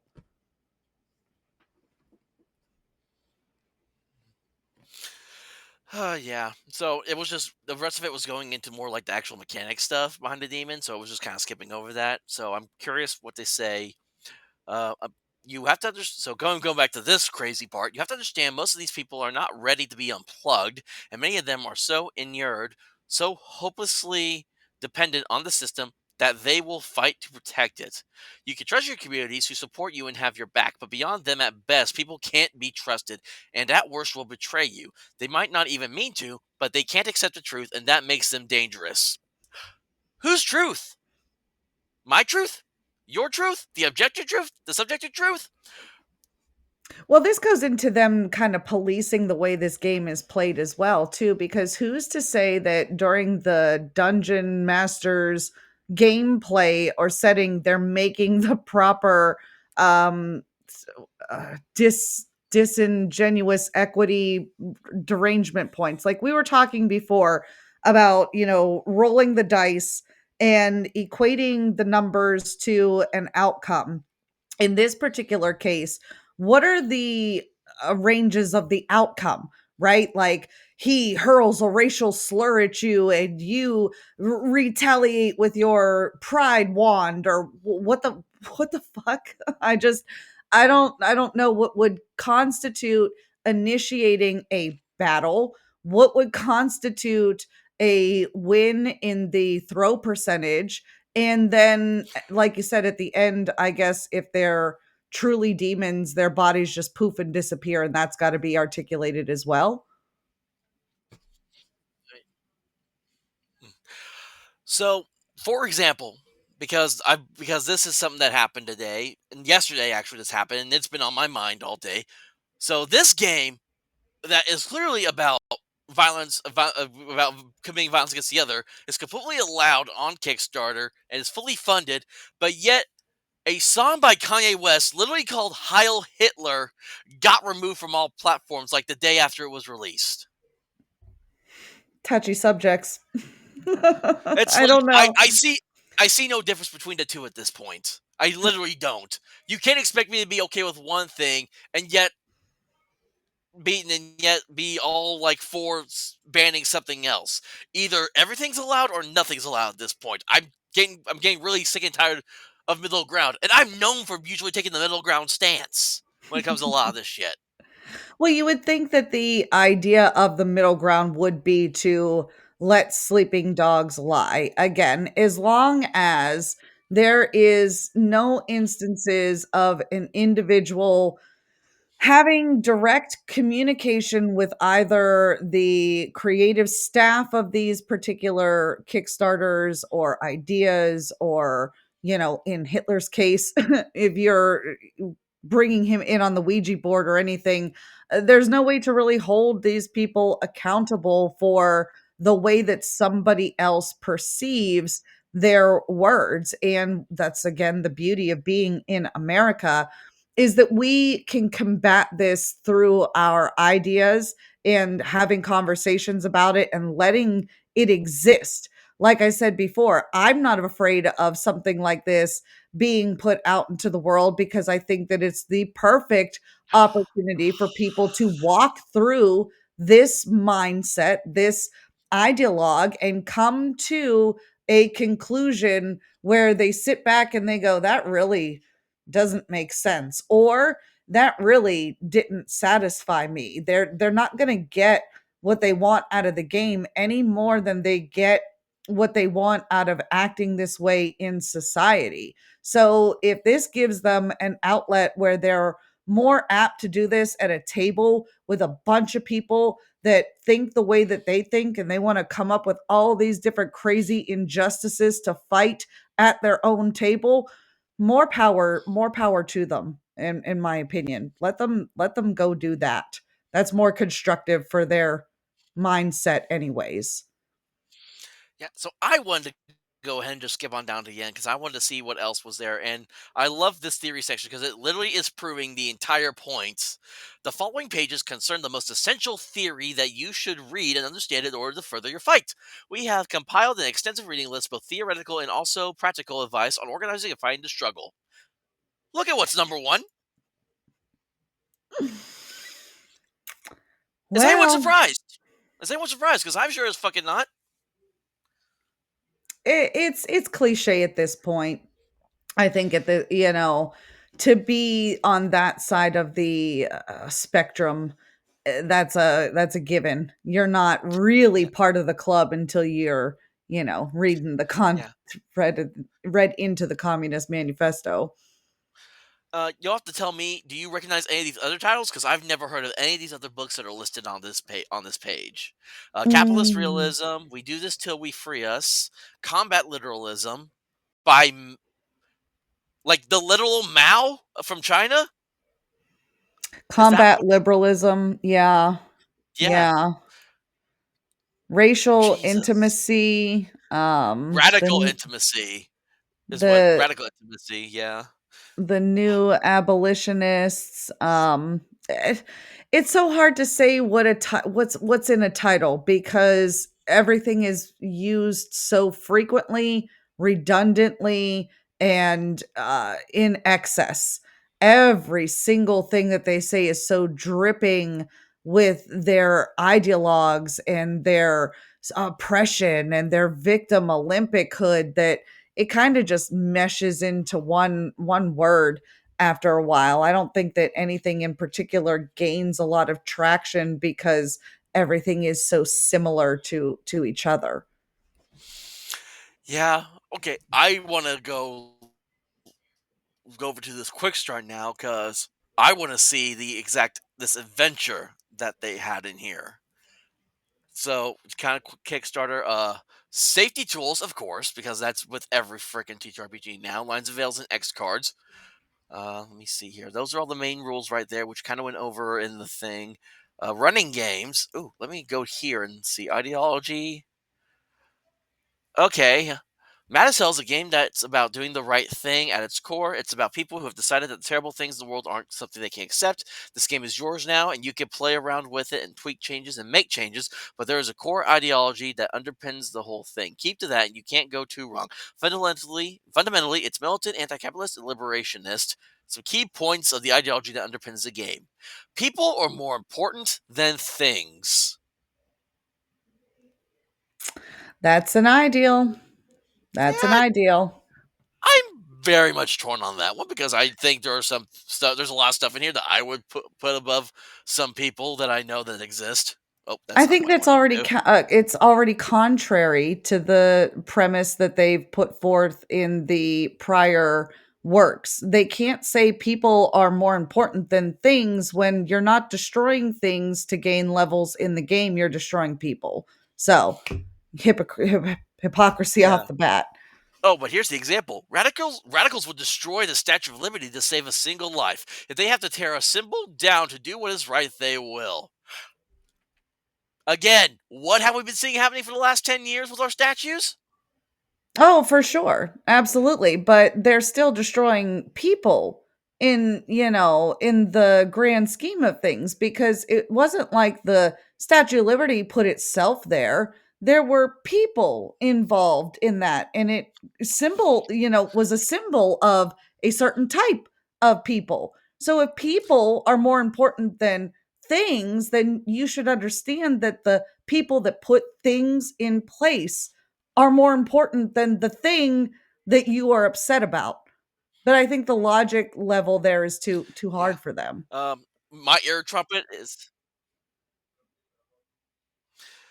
Yeah, and then sorry, I didn't mean to interrupt you. You robot out on me No, again for a you're second. I was going okay. to say my ear trumpet is in the chat. It's okay that you're late. We're probably it's like that. This you definitely are not missing much. That's for sure. We are crashing out over here. I think there's no other way to say it right now. But then Losing it. here's the thing: it almost in the next ideal almost counteracts it. Is things are sometimes the way you save people. The things people need to live are more important than rules or customs. It's always ethical to steal from capital to feed your starving family. That's not even the question. These laws and norms are things we humans created, and they're never as important as people getting to live.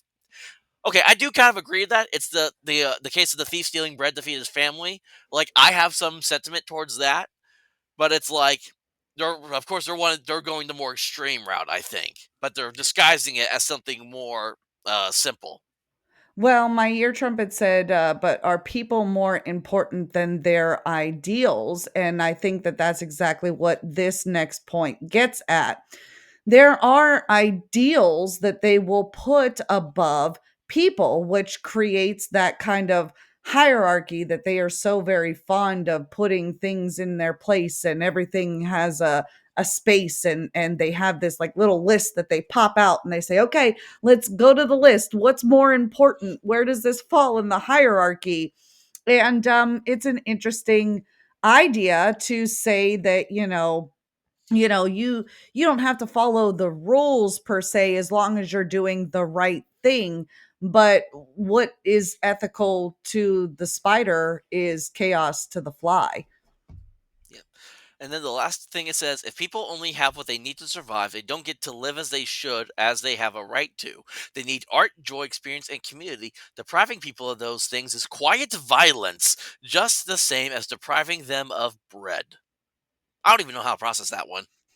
Oh, I do. I will tell you that that is their way of saying, don't get in the way of my excess, my pleasure, the things that are the icing on the cake to survival. Because when it was established that you have the right to life and the pursuit of happiness, you were never guaranteed happiness. You were Mhm. only guaranteed life if you could keep it, which is why the Second Amendment exists in the first place. Because after you say some shit, you have to back it up. And you're not entitled to any lifestyle set. There isn't a set lifestyle. Hunter, I don't want to live the way that you live, and I'm sure you don't want to live the way that I live. And that's the beauty of having liberty to live the way that we so choose. But when we start implying that other people are burdened to create that lifestyle for us, that's infringing upon your right to do what you want to do, which is why their communism and living together like well, all for one for all has to succeed on such a merit that everybody does the same thing. Because if there's any gray area, like if we don't agree that people need art, who you have artistic people, you have unartistic people. Not everybody enjoys being artistic. But if you Mhm. say like I don't want to do art, they're going to force you to do art. Okay. Hmm. Okay, so here you'll find advice on running Mad as Hell, including its underlying ideology. It's going more. The state and capital do violence all the time. Deprivation is violence. Isolation is violence. Was that immiseration? Is that how you say that? IMMISE? Immersation, Immersation? immersation, like I don't know what surrounding that means. surrounding somebody in the world. They're pretty much saying that they're forced into this without having any choice to opt out. So they're immersed in it, so to speak. Yep. So it's saying basically anything's violence. And then of course, there's no good cops. Which again, I need a soundboard because I want to play the clip of the kid going, bullshit, bullshit. Because we have we have issues with law enforcement every now and then. There's no lying in that. But the majority of cops are good cops. It's just a simple fact that you listen to the fucking officer when he tells you what to do, and you don't pull a gun on his ass because you're going to get one pulled on you. That goes back into understanding civics, and my ear trumpet said a right requires people to provide it, which I think is not exactly what he meant to say. I think he meant to say that a right does not require other people to provide it, that it is inherent to your existence. That is what your rights are. You have, like I said, back to the right of liberty, justice, and the pursuit of happiness and being an independent, free individual. But with that comes some sort of knowledge that when you start to interact with other people, they are going to have the same expectations for their own autonomy. And we implemented, the vehicle of authority amongst human beings to be that arbitrary third party who just stands in and keeps the two parties civil and on level playing field, where we as humans kind of lack the ability to remove our need for authority, have allowed ourselves to become in a position where, like you said, people are like, well, just do what the officer says. Well, I will do what the officer says within the confines of the law. But when the officer Mhm. infringes upon your rights as a citizen, that's where the problems come in. But it's due to the ignorance of your average American to the difference between a right and a privilege, is where we get not only rhetoric like this, but people who believe there is no such thing as a good cop, or people that back cops that are not doing what is right and proper. And it is due to the subjective nature of everybody else's experience. So, can I fault them for feeling like every time they run into an officer of the law, they are in the wrong? No, because it usually happens more to the people that are inclined to think like this because they are ignorant to the law in general. So it doesn't make sense to them, and they will never understand why they're the only ones who are being picked on. Okay, I'm just gonna. It's like I want to read over this, and now I don't at the same time because it's basically that's all of this is no different than what I hear about what the leftists and the modern day liberals and the Democrat Party does every day. Like literally, the violence is a tool, and then it goes to punching Nazis is good actually. But the word Nazi is so derivative now, and it literally has no meaning to it anymore. Literally, Kanye West released a song titled "Heil Hitler." A black man did this. So do you honestly think anyone now gives a fuck if you call him a Nazi or not? If you call him a racist, if you call him a homophobe, if you call him a bigot? I know I don't give a shit anymore at this point. It doesn't make a difference. And I thought that they said something about definitions of words, or not conforming to the definitions of the society that they're immersed in. And again, it goes back to a very hypocritical type of mindset where you almost can't accept the premise that they put forth, because later on in the pages they're using their own terminology as if you're just supposed to know that code switch off top. And I guess if you're teaching people how to slyly slip from one okay terminology to a one that's not okay, then it's a good way to confuse people and get them to just copy what you said because they don't really understand the concepts of what you're trying to put forth. Yeah.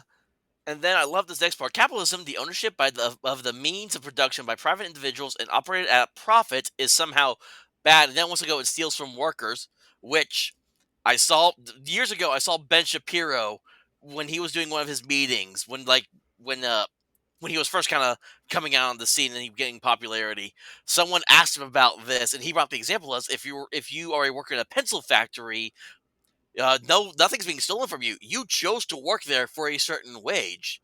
Your your your the payment you receive for the work you do is what you've earned. You're not no one's nothing's being stolen from you. You chose to spend that time at that place. You chose to take that paycheck. It's again a breakdown of the general society's perception of business. People who are put into a cityscape on a general term, right? Most of our populations reside in high, dense, populated areas. So there's this disconnect of how things actually work to what they're experiencing in their everyday life. So when their parents go to work, they just know that their parents go to work in exchange for money. Money pays the bills. And a lot of times they hear, we don't have enough money. So they see other people who are living lifestyles, who are comfortable and doing things that they would like to partake in. And they can't quite equate why or how these individuals got to the level of success that they have reached. So immediately, instead of turning inward and deciding what do I have to do to get to this level, it's an outward expression of anger, and it turns into these people did all these things to make sure that I'm not like them. And I think that the longer we give into that type of mindset, it's almost like poisoning the well or raising a child to believe that they are not adequate enough to survive in the world, which living in a constitutional republic, those type of mentalities are going to be what breaks down that independence of being a self-sustaining country. And we're seeing it happen in real time, and they're doubling down on it due to the fact that we haven't actually accepted this entirely into our educational systems. So I think they're trying to attack the kids on a different level, and this appeals to adults as well. All right. There's one more point. I still want to kind of go over the adventure bullet. Are you good for about another 30 minutes or so? Or do you have to leave Um, off for anything today? I No, don't I want was to. gonna say the only thing is, do you mind if I smoke on stream? Go ahead, go ahead. Awesome. It's Okay. like it's like I don't smoke, but I also think it's your God given right if you want to choose to smoke something in your body. That's completely fine. We're So such a, hated group of individuals these days, all the things that go into, smokers and, you can't smoke on stream and demonetization. I don't wanna put anybody in the chat off. this is why everyone should be moving to Rumble. This is true, this is true. But, continuing on, what else do we Yes. got? Uh, no, I was also going to point out because we're talking about the most hated people, but how is it that a Christian and a Wiccan that are both right leaning can somehow get along better than a Christian and a Wiccan that are both leftists? Because I bet you the leftist Christian and leftist Wiccan would be bickering with against each other constantly. I bet, and it's funny because you see a lot of these people having very unserious arguments about the most retarded things that you're just like, if you really knew or believed half the things that you say you believe in, you wouldn't even be arguing over that. Yeah. Well, thanks, Patty TL. says, "Oh no, I'm falling to peer pressure from Georgia." And then Michael is DLSD 25. That's Michael. He says, "I'm going to join you in your smoke." And then I like the point that Patty said earlier. There's no good cops. You literally play a ragtag group of people playing cop for their own ideals. Yeah, that is such a good point. I missed that one, but holy shit. That's right. You gave up the police force to be your own police force. That's Yep. it. And it's like it's actually funny because I haven't smoked in like years. I picked it up when I was 18. Then when I was engaged at one point, I quit smoking for her. And then when that broke off, I picked it up again. And then I had my son and I quit again.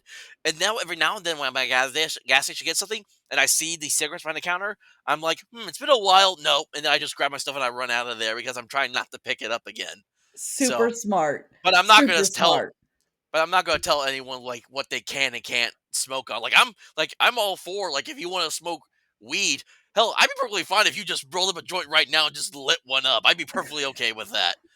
I see a lot of streamers do it, and, I think to myself, like, "Boy, I don't know what kind of states that you guys are living in, but you're awful brave."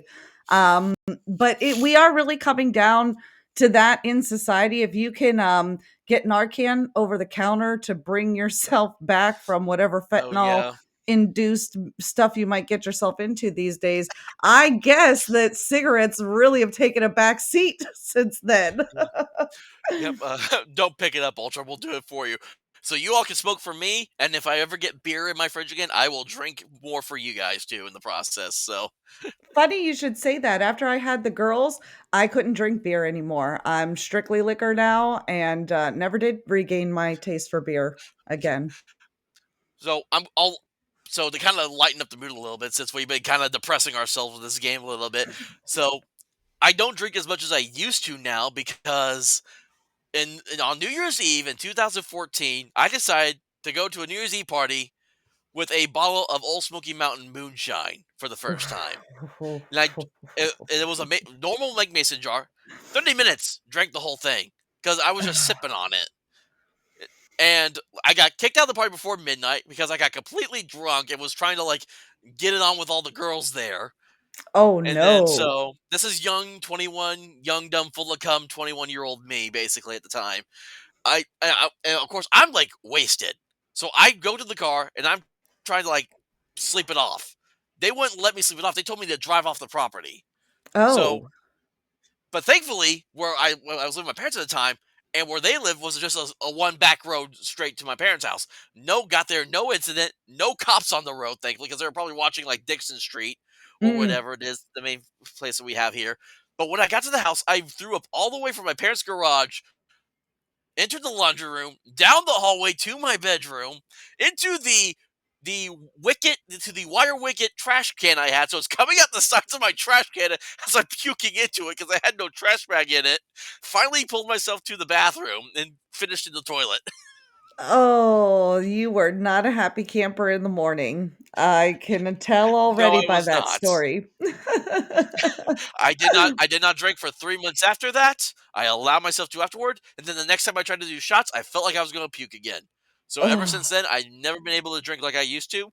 I do like maybe something with a meal, and then if I do like a weekend show, I'll drink 1 or 2 while I'm watching, but that's the extent of it now. So, Oh, yeah, after an episode like that, yeah, it sounds like my girlfriend, she had a bad experience with cherry vodka, and let's just say, I'll drink any kind of vodka, but flavored vodka. As I want vodka flavored vodka for the rest of my life. I don't need any kind of that crazy flavor shit. Nope, I'm good.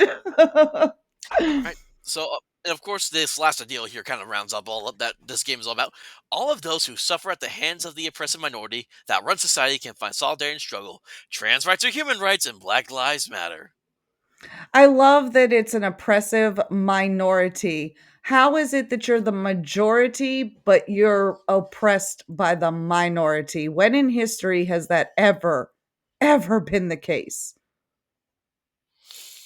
I was literally read my mind. That's exactly what I was thinking about. How does the new majority become still the minority?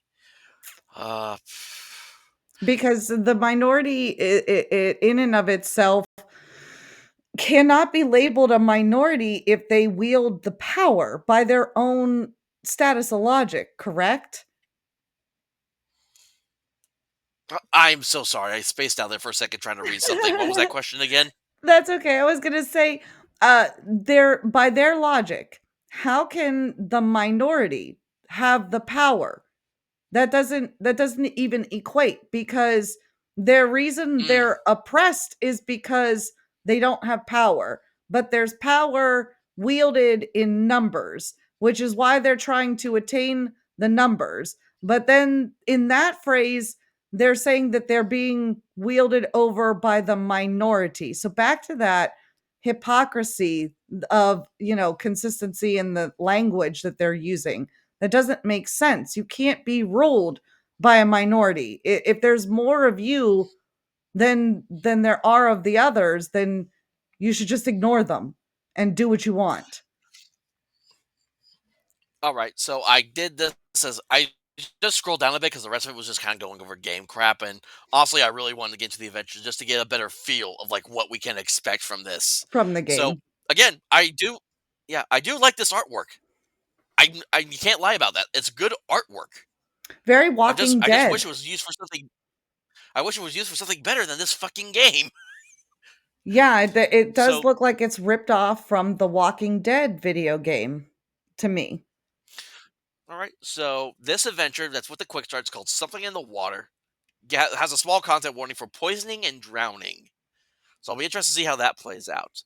And it reads here: so many of us are forced into crumbling and decrepit housing not fit for habitation that slowly leach our health and energy.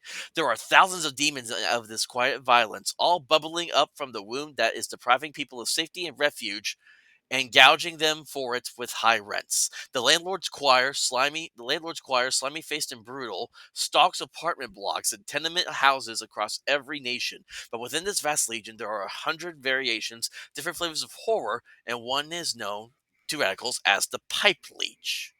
Many houses and apartment buildings are ancient, crumbling, and not properly maintained. There are even those still with lead pipes in their bowels, even though in theory many countries have outlawed such things. But replacing pipes costs money or is difficult, and so landlords are slow to act. They claim they don't know of the problem if confronted, but of course they do. How could you not know that there are pipes in your there are how, how could you not know that there are pipes in your property slowly killing those inside? Are you Hmm. suddenly getting the idea that maybe that entire content creation staff are not who they say they are?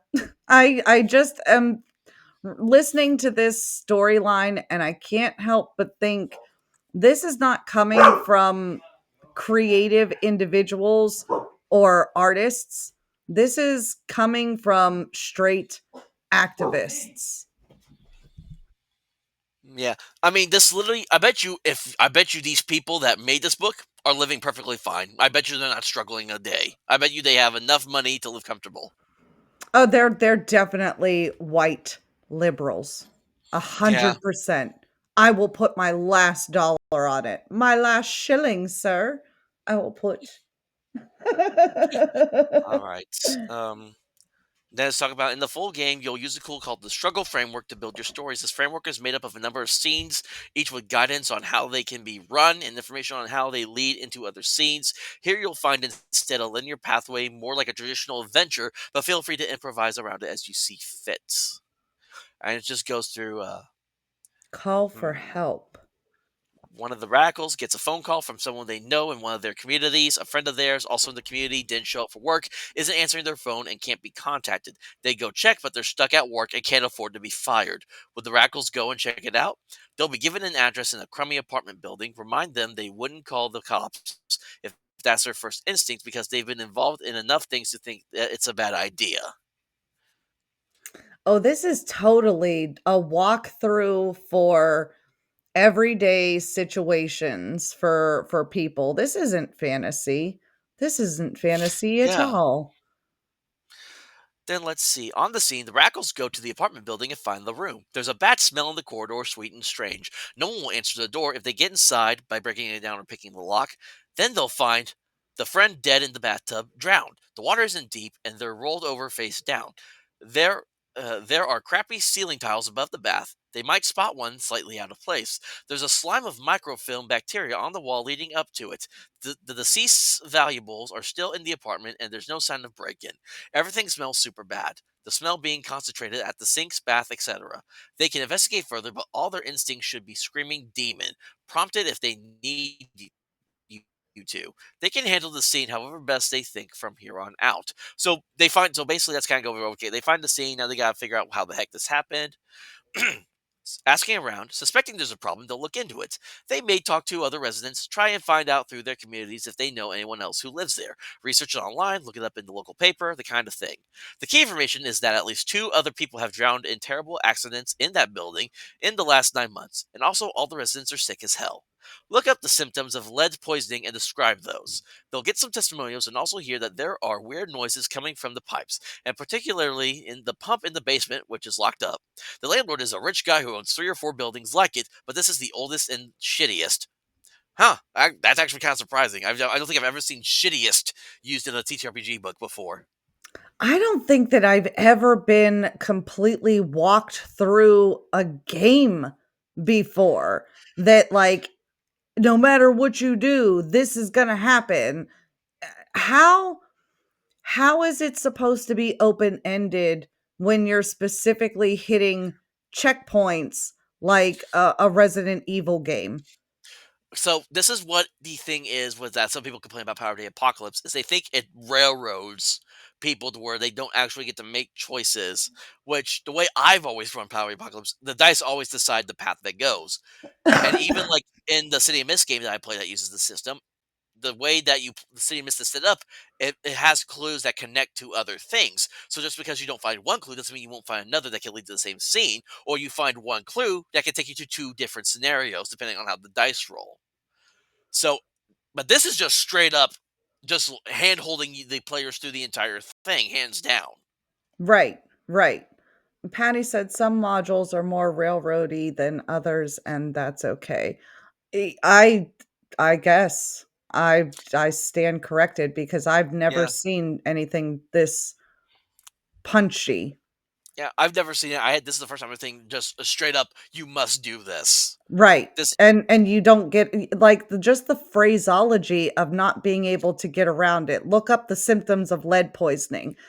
Why would I assume lead poisoning in a drowning scenario? yeah. And did they say there was also oh no, they don't say anything about being blood in the water, but the picture shows like all that blood in the water. So Mhm.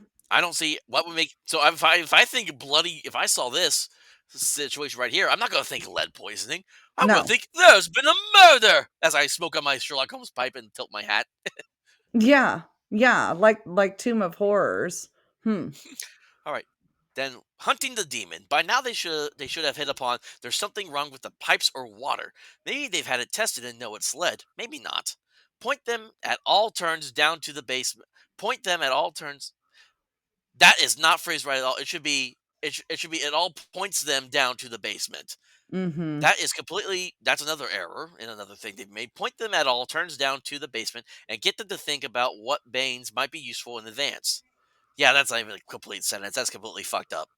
Once armed, they should head there and try to take on the pipe leech. See the demon description below for details on what that looks like and how it acts and what it can do. Be generous with them, threaten them, be evocative with the language, but let them triumph. It'll be. Hold on. Let them triumph. This is the other issue that comes with a lot of these games these days. And this is something that me and a bunch of our buddies have actually complained about over and over and over again. The games are all about enjoyment for the players, but completely derive the game master of his or her own agency for these games. It's literally telling me you have to let them win. This is about them, not about you. That's what Patty just said. He said, "Okay, that absolutely railroads." And it's again back to this wording. Okay. So all of a sudden you're supposed to know that it's poisoning. Okay, fine. You're supposed to be pointing them as the runner of the game to these checkpoints where you need them to be for these certain discoveries to happen. Okay, fine. But this Bane arming thing. Now we were told that Banes are the weapons of choice in this particular game, but where from looking at the lead poisoning do we get to discovering banes? How would I know to fight demons? Like they told us, you tell them it's demons. Okay, well if you're telling them all these things, like you said, then you're not making a game. You're writing a story. You I want mean, to write a story. what's the point of rolling the dice at this point if I have to let them win regardless? There is no point. There's no point to any of this other than getting people Exactly. to be on your bandwagon and understand how you think. This is crazy. Let's fix the pipes. All right. How do we do that? Yep. Prompt some further investigations if they need it, but ultimately the pipes need repairing and the plumbing needs fixing. Optionally, the landlord needs to pay some price for this, but the key thing is stopping people getting sick. Public health investigations might do it, so might blackmailing the landlord about going to the papers. Blackmailing the landlord. Actually spilling the story publicly could do it, and worst comes to the worst. The Rackles can try and make the building uninhabitable so people are forced to move, though that probably causes more issues long term. Let the Rackles lead on this and bring it all to a satisfactory close. It's the plumbing in one building, so it should be a relatively easy win, all things considered. I bet you the majority of people would go for let's make the place inhabitable if you put this in front of your typical But the person place is that would play this already game. inhabitable. I don't that's the whole point of the game. You're mad because the building is technically inhabitable and people are inhabiting it. Like what the this literally has no point. The point of this is to prove that it has no point because the Mm. premise is that the place is not suitable to live to the point that it's sickening people to death. But one of the options is to what? Burn it the fuck down? What? I mean, if it was any other game besides this, I would say that's a viable option if my players wanted to do that, depending on the game and the system.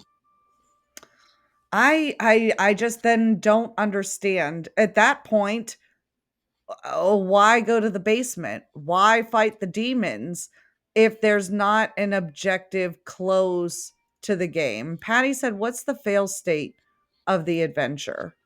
I do not know if there even is one, but I guess we'll find out if we can. So this is the main baddie that you fight in the game, the pipe leech, which ripping off Ferngully here basically with the baddie here, because this immediately gives off the freaking what was that guy from the first Ferngully movie that's like the all oily and the black cloud of smoke that sings "Toxic Love."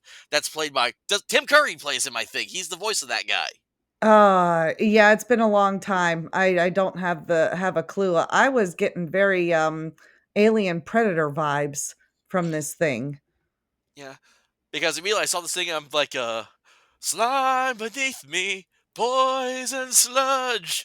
That or the leather suit man from American Horror Story, you know. Yeah. Okay. It's an evil entity named Hexus, voiced by Tim Curry. So it's a the thing's name is Hexus. Ah, there we go. Yeah, but that's what that gives me up because when he comes out of the pipes at first, he's all like slimy and oily. And it's not until Mm, he gets more of it that he becomes that giant cloud of smoke in the mm. movie. Let me see here. Yeah, the first thing in the gloom you see are ragged teeth and black shiny gums. As it approaches, the sweet smell of its breath clouding the air, no matter the temperature, you see that they shine so much because they're a soft blue-gray metal.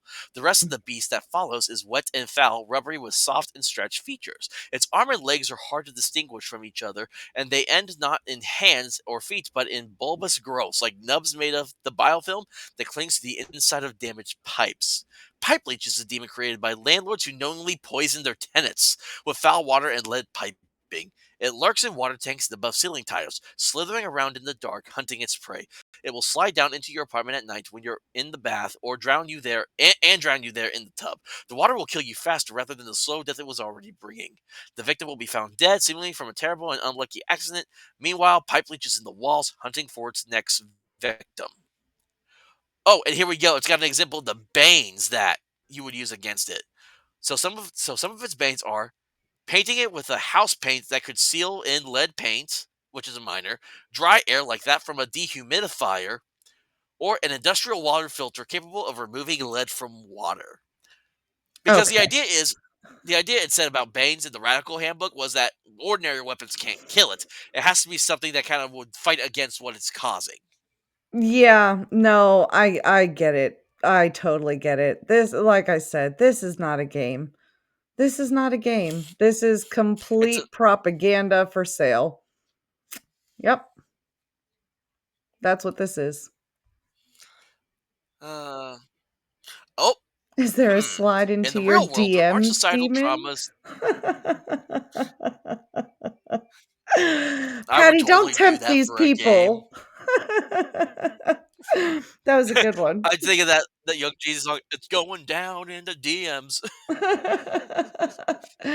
No, this is not a game. This is pure propaganda for sale. And what a better way to package it. What a better way to produce it. I mean, these people you so let me see if I got this right. These people created this atrocity, and they're gonna get paid to distribute it. Is that how that works? Do they create first and then pitch it So as a Kickstarter? So if they do it correctly, as Mhm, in my opinion, they should already have at least a majority of the PDF, and it looks like some of the artwork already done. How mhm. that's how they prevent this quick start. So the idea is this fund, this the money it pays for the artwork, it pays for editing, it pays for some of the distribution as well, depending on how you do it. So if they do it right within like maybe the following year or so, this game will be completely done and sent out to everyone. And I don't. I hate that I'm saying this. This is still tempting me to want to buy it just so I can say this was some shit that someone made. It's really bad. I shouldn't want to buy it, but this thing just intrigues me so much with how blatant and upfront it is about everything, though. That's kind of what I like, I guess, is kind of crawling around in my brain as to equating this back to some sort of sales profit, and what is going to happen then with the proceeds, because if this is a big anti-capitalist trope and propaganda piece for activism, then they've got to be doing something proactive with this money, correct? If, if I'm wrong, let me know. Is there anything kind Uh, of lurking about that? that's what I am double checking to see if they had anything else. Because I saw when I was looking on the backer. Let me look. When I saw something about a fact, I thought when I saw the back of this project, I'm double checking here really quick Mhm. if it'll. Uh, But while that's loading up, let me read this next part because this talks about reality, apparently. In the real world, there aren't societal traumas that create demons. There aren't demons that hunt down members of vulnerable, marginalized communities and kill them. There aren't brave radicals who go out and fight those demons and do their best to heal the wounds in the world. Except, yes, there are. Of course, there are. This book describes reality. What the hell we been saying this entire time? This isn't a game. This is basically playing real life. Yeah, well, sometimes you just have to make it all the way down to the end of the article, and they will tell you the truth, finally buried in the muck of all of the things that we went through for the past 2 hours that you do. You finally get to the point where they're like, "Ha, gotcha, bitch." We got you to get through all of this, and now that you're on our bandwagon, we're gonna tell you that it's not fantasy. This is reality. This is what we live in every single day. And I see a little paragraph starting there that says play is important. And I can't read it all, but I'm going to just go out on I a will. limb. Yeah, please do. And say that this Yeah, is yeah, probably the end all be all of why yeah. you've got to do this This consistently. Yeah. So this book describes reality. It does it metaphorically, but it's still real. Capitalism creates quiet violence every day that spawns monsters that kill people you love. It takes away your safety, your bodily autonomy, and your sense of self. It isolates you, alienates you, and makes you feel helpless and broken when you are powerful. Play is important. Games are a safe space to practice something emotional, intellectual, to come to terms with something. They're the ultimate safe space. If you're uncomfortable, you can simply stop playing, just walk out. This game was designed consciously from the beginning to be a safe space to come to terms with the world we live in, to practice stepping outside of your norms and acting in a radical way to protect your communities and change things, because you're going to need to practice those things. The world is fucking dying. Choking in heat and smoke and microplastics, and that's not an inevitable thing, an impossible to overcome thing. It's a choice being made. People with power who have made pacts with the forces of horror in our world have made an ideological decision to kill millions, maybe billions. They have done it before, they will do it again. They'll do it every single fucking time.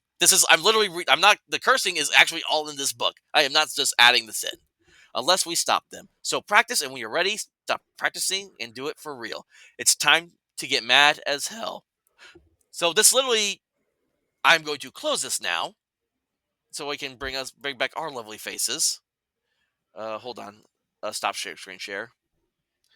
This is literally what I knew it was gonna be. It was literally gonna be, it's like you play the game, now go do it in the real world. This is Yeah. literally, I knew it was gonna lead to this. Yeah.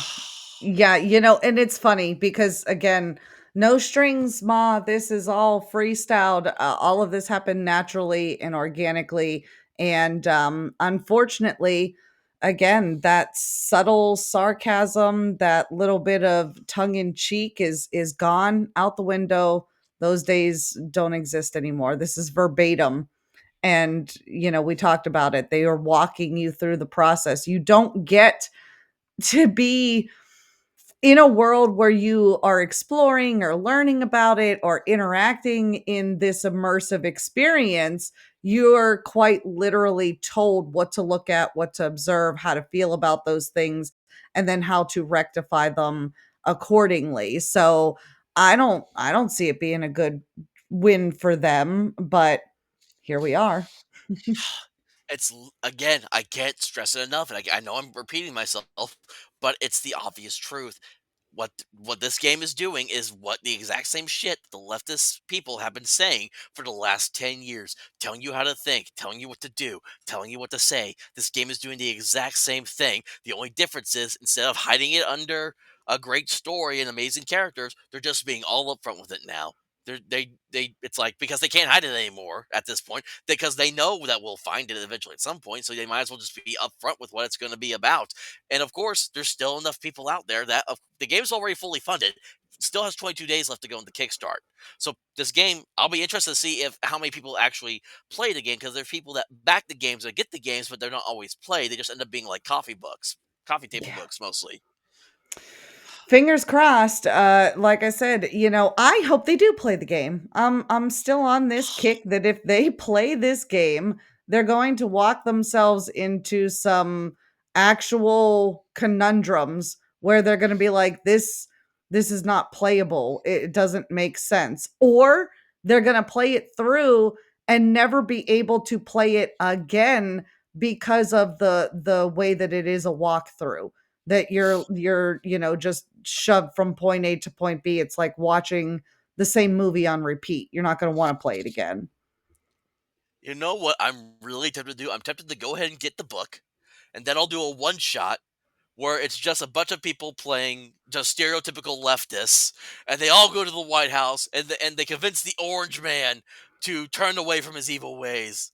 It's like you all have opened my eyes. Please absolve me of my sins. I shall now help your people. Yeah, but that's not their game plan anyways, But there was no retribution cause. I think their only redeeming quality was the artwork that depicted the sink demon or whatever as an actual demon, when in the read through, the premise of demonology was the average people on the street. So, it is up really to the game runner to decide how many individuals these party members encounter on their way from the apartment room to the basement and then back up to their objective goal, and so on and so forth. But that's really the only extracurricular that I see available to the game runner. yeah, I mean, I'm honestly, again, I'm tempted to get this game just because I'm so blown away by just how blatant and upfront they is that I need to actually have a copy of this, so that way if someone tries to gaslight me and try to say, "Oh, they're not doing that," I can then pull this book from my shelf over here and be like, "Take a look But through they that," are. and then tell me that they aren't doing that. Well, if you do, make sure that you turn it into a live stream so that you can profit off it eventually as Yeah, well. Run it on definitely. YouTube or on Maybe Rumble. Definitely, maybe me and Patty just run it GM list like we did with our Tiny D10 game like a couple weeks ago, and then we just play like, because literally I would make it a parody, just your stereotypical leftist, like some Zer tranny or whatever is my character would be. It seems like it'd be a pretty like one night run through too. I think that you could get through it in a couple hours if you really put your mind to it, and the party was, bent on getting through the walkthrough. Yep, and again the entire like this this basically kind of almost this. We kind of focused on the topic, but I also skewed away from it because we ended up just going over this whole game in the process. But I think it really gave us the bigger picture of why we brought up this topic. Because again, they're trying to preach anti-capitalism while using capitalism to fund it. Yeah, and again, going back into their own ideology inside the game, it doesn't work. The mechanics don't work. So, the last and only question that I think we didn't answer on the topic would be, what are they doing with the money once they raise it? They pay all their fees and their costs off. Where does the profit go after that? So I was looking over the frequently asked questions. It's just kind of your basic. It doesn't say anything about where's the money going towards. So I'm assuming it's going all to them. It's going into all their pockets to make this game, which they will then use to push this out and try to promote their propaganda onto the people that paid for this game. Cha-ching. Yep, Well, I guess that just proves capitalism wins again, doesn't it? it's like hell. It's like I'm completely fine with even though there's so many issues with pornography right now. Hey, as long as it's legal and it gives you the money that you want to make and you're okay with doing that, that's capitalism at work right there as well. That's true. That's So true. But it's like, good lord, man. I was not expecting all this when I started going to this. I figured it was going to be a simple. We talk about this game, focus on the anti-capitalist part, and then we talk about like again there was the Mork board people that are communists, Brittany Mulligan who always preaches anti-capitalism too. But this game, it came out of left field at me and just s- blindsided me. sometimes the best shows are that way. So, like I said, let's keep an eye on it. Definitely keep me in the loop because I'm interested to see where this one goes and the feedback on it. I'm all here for it. I really am. I think I'm going to make it a Twitter poll and see what everyone thinks. I'm just going to do a Twitter poll like, hey, watch this video and then you tell me, should I buy this game and run a parody one shot up with it? Because Oh, that's I love basically it. the way thing I would do with it. And I will see. I bet you the majority of people will say yes because I just have a feeling like, I mean, again, Preface it, that if they say yes, then they've got to sign up to get in the run through. yeah, yeah, definitely. I would definitely be trying to drag Patty into the game for sure because I know he's always down to try something different. And then even though I'm giving them $50, I mean, I don't consider $50 like a whole lot of my money. So if it's $50 that I have to give to basically the enemy to kind of help this hobby steer itself a little bit further away from the craziness that this game is clearly trying to push. I'll put And 50 bucks into an anti-capitalist hands because again, it's capitalism. It's capital. So it pisses them off. I think that's irony enough. all right, yeah. Well, definitely we're not going to do the actual plays today, but that's definitely something I want to come back to. Is I would just want to not even the whole thing. I just want to cut to bits and pieces and just see like how they come on and talk about it. See you later, Patty. Thank you for stopping by. I'm glad that we got to fill your ear holes a little bit with some With craziness and some crashing while out. you were yeah, while you were dealing with the bunny poo. Wash your hands. It's like I slurp in sounds of my ear holes. Yeah. But yeah, let everybody know what's going on and, hopefully, we can see who's down for doing a run through on this thing. I think that would be interesting. All right. So tell all the good people that are still here on the Rumble channel where they can find you at. You can find me on X or formerly known as Twitter. That is, I believe, Liberty Wiccan on X. You can find me on YouTube and Rumble under the Wiccan Conservative title. And anybody that wants to email, that's wiccanconservative@gmail.com. So if you've got an idea for a show or something that you want to put into my ear, hit me up on the interwebs and the method of your madness, whatever. Doesn't matter. I'm on there. And as always, you can find me, the Ultra Mega TTRPGer, on X at Ultra TTRPGer. And you can also find me on YouTube and Rumble under the same name. And for good measure, description box below is all the links. I also include a link for Giant Slayer Games as well because he's a good dude and he has his own independent RPG website where you can find some great independent creative people. I know Patty's got like a thing or two on there. The Red Room has things on there. A couple of Avengers works are on there as well. And so, just a bunch of great independent guys that just love this hobby and like creating things for it.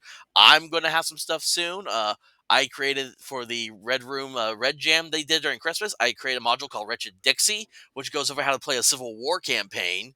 So you can Mm. choose like be either Union, be Confederacy, doesn't matter. And then I have like I went through like I did some fun little adventures I threw in. Like I threw in a John Wilkes Booth as he becomes like a golden eldritch knight to play with the knights to go with the Knights of the Golden Circle conspiracy theory that he was in. Also I wouldn't have known that if it wasn't for National Treasure too.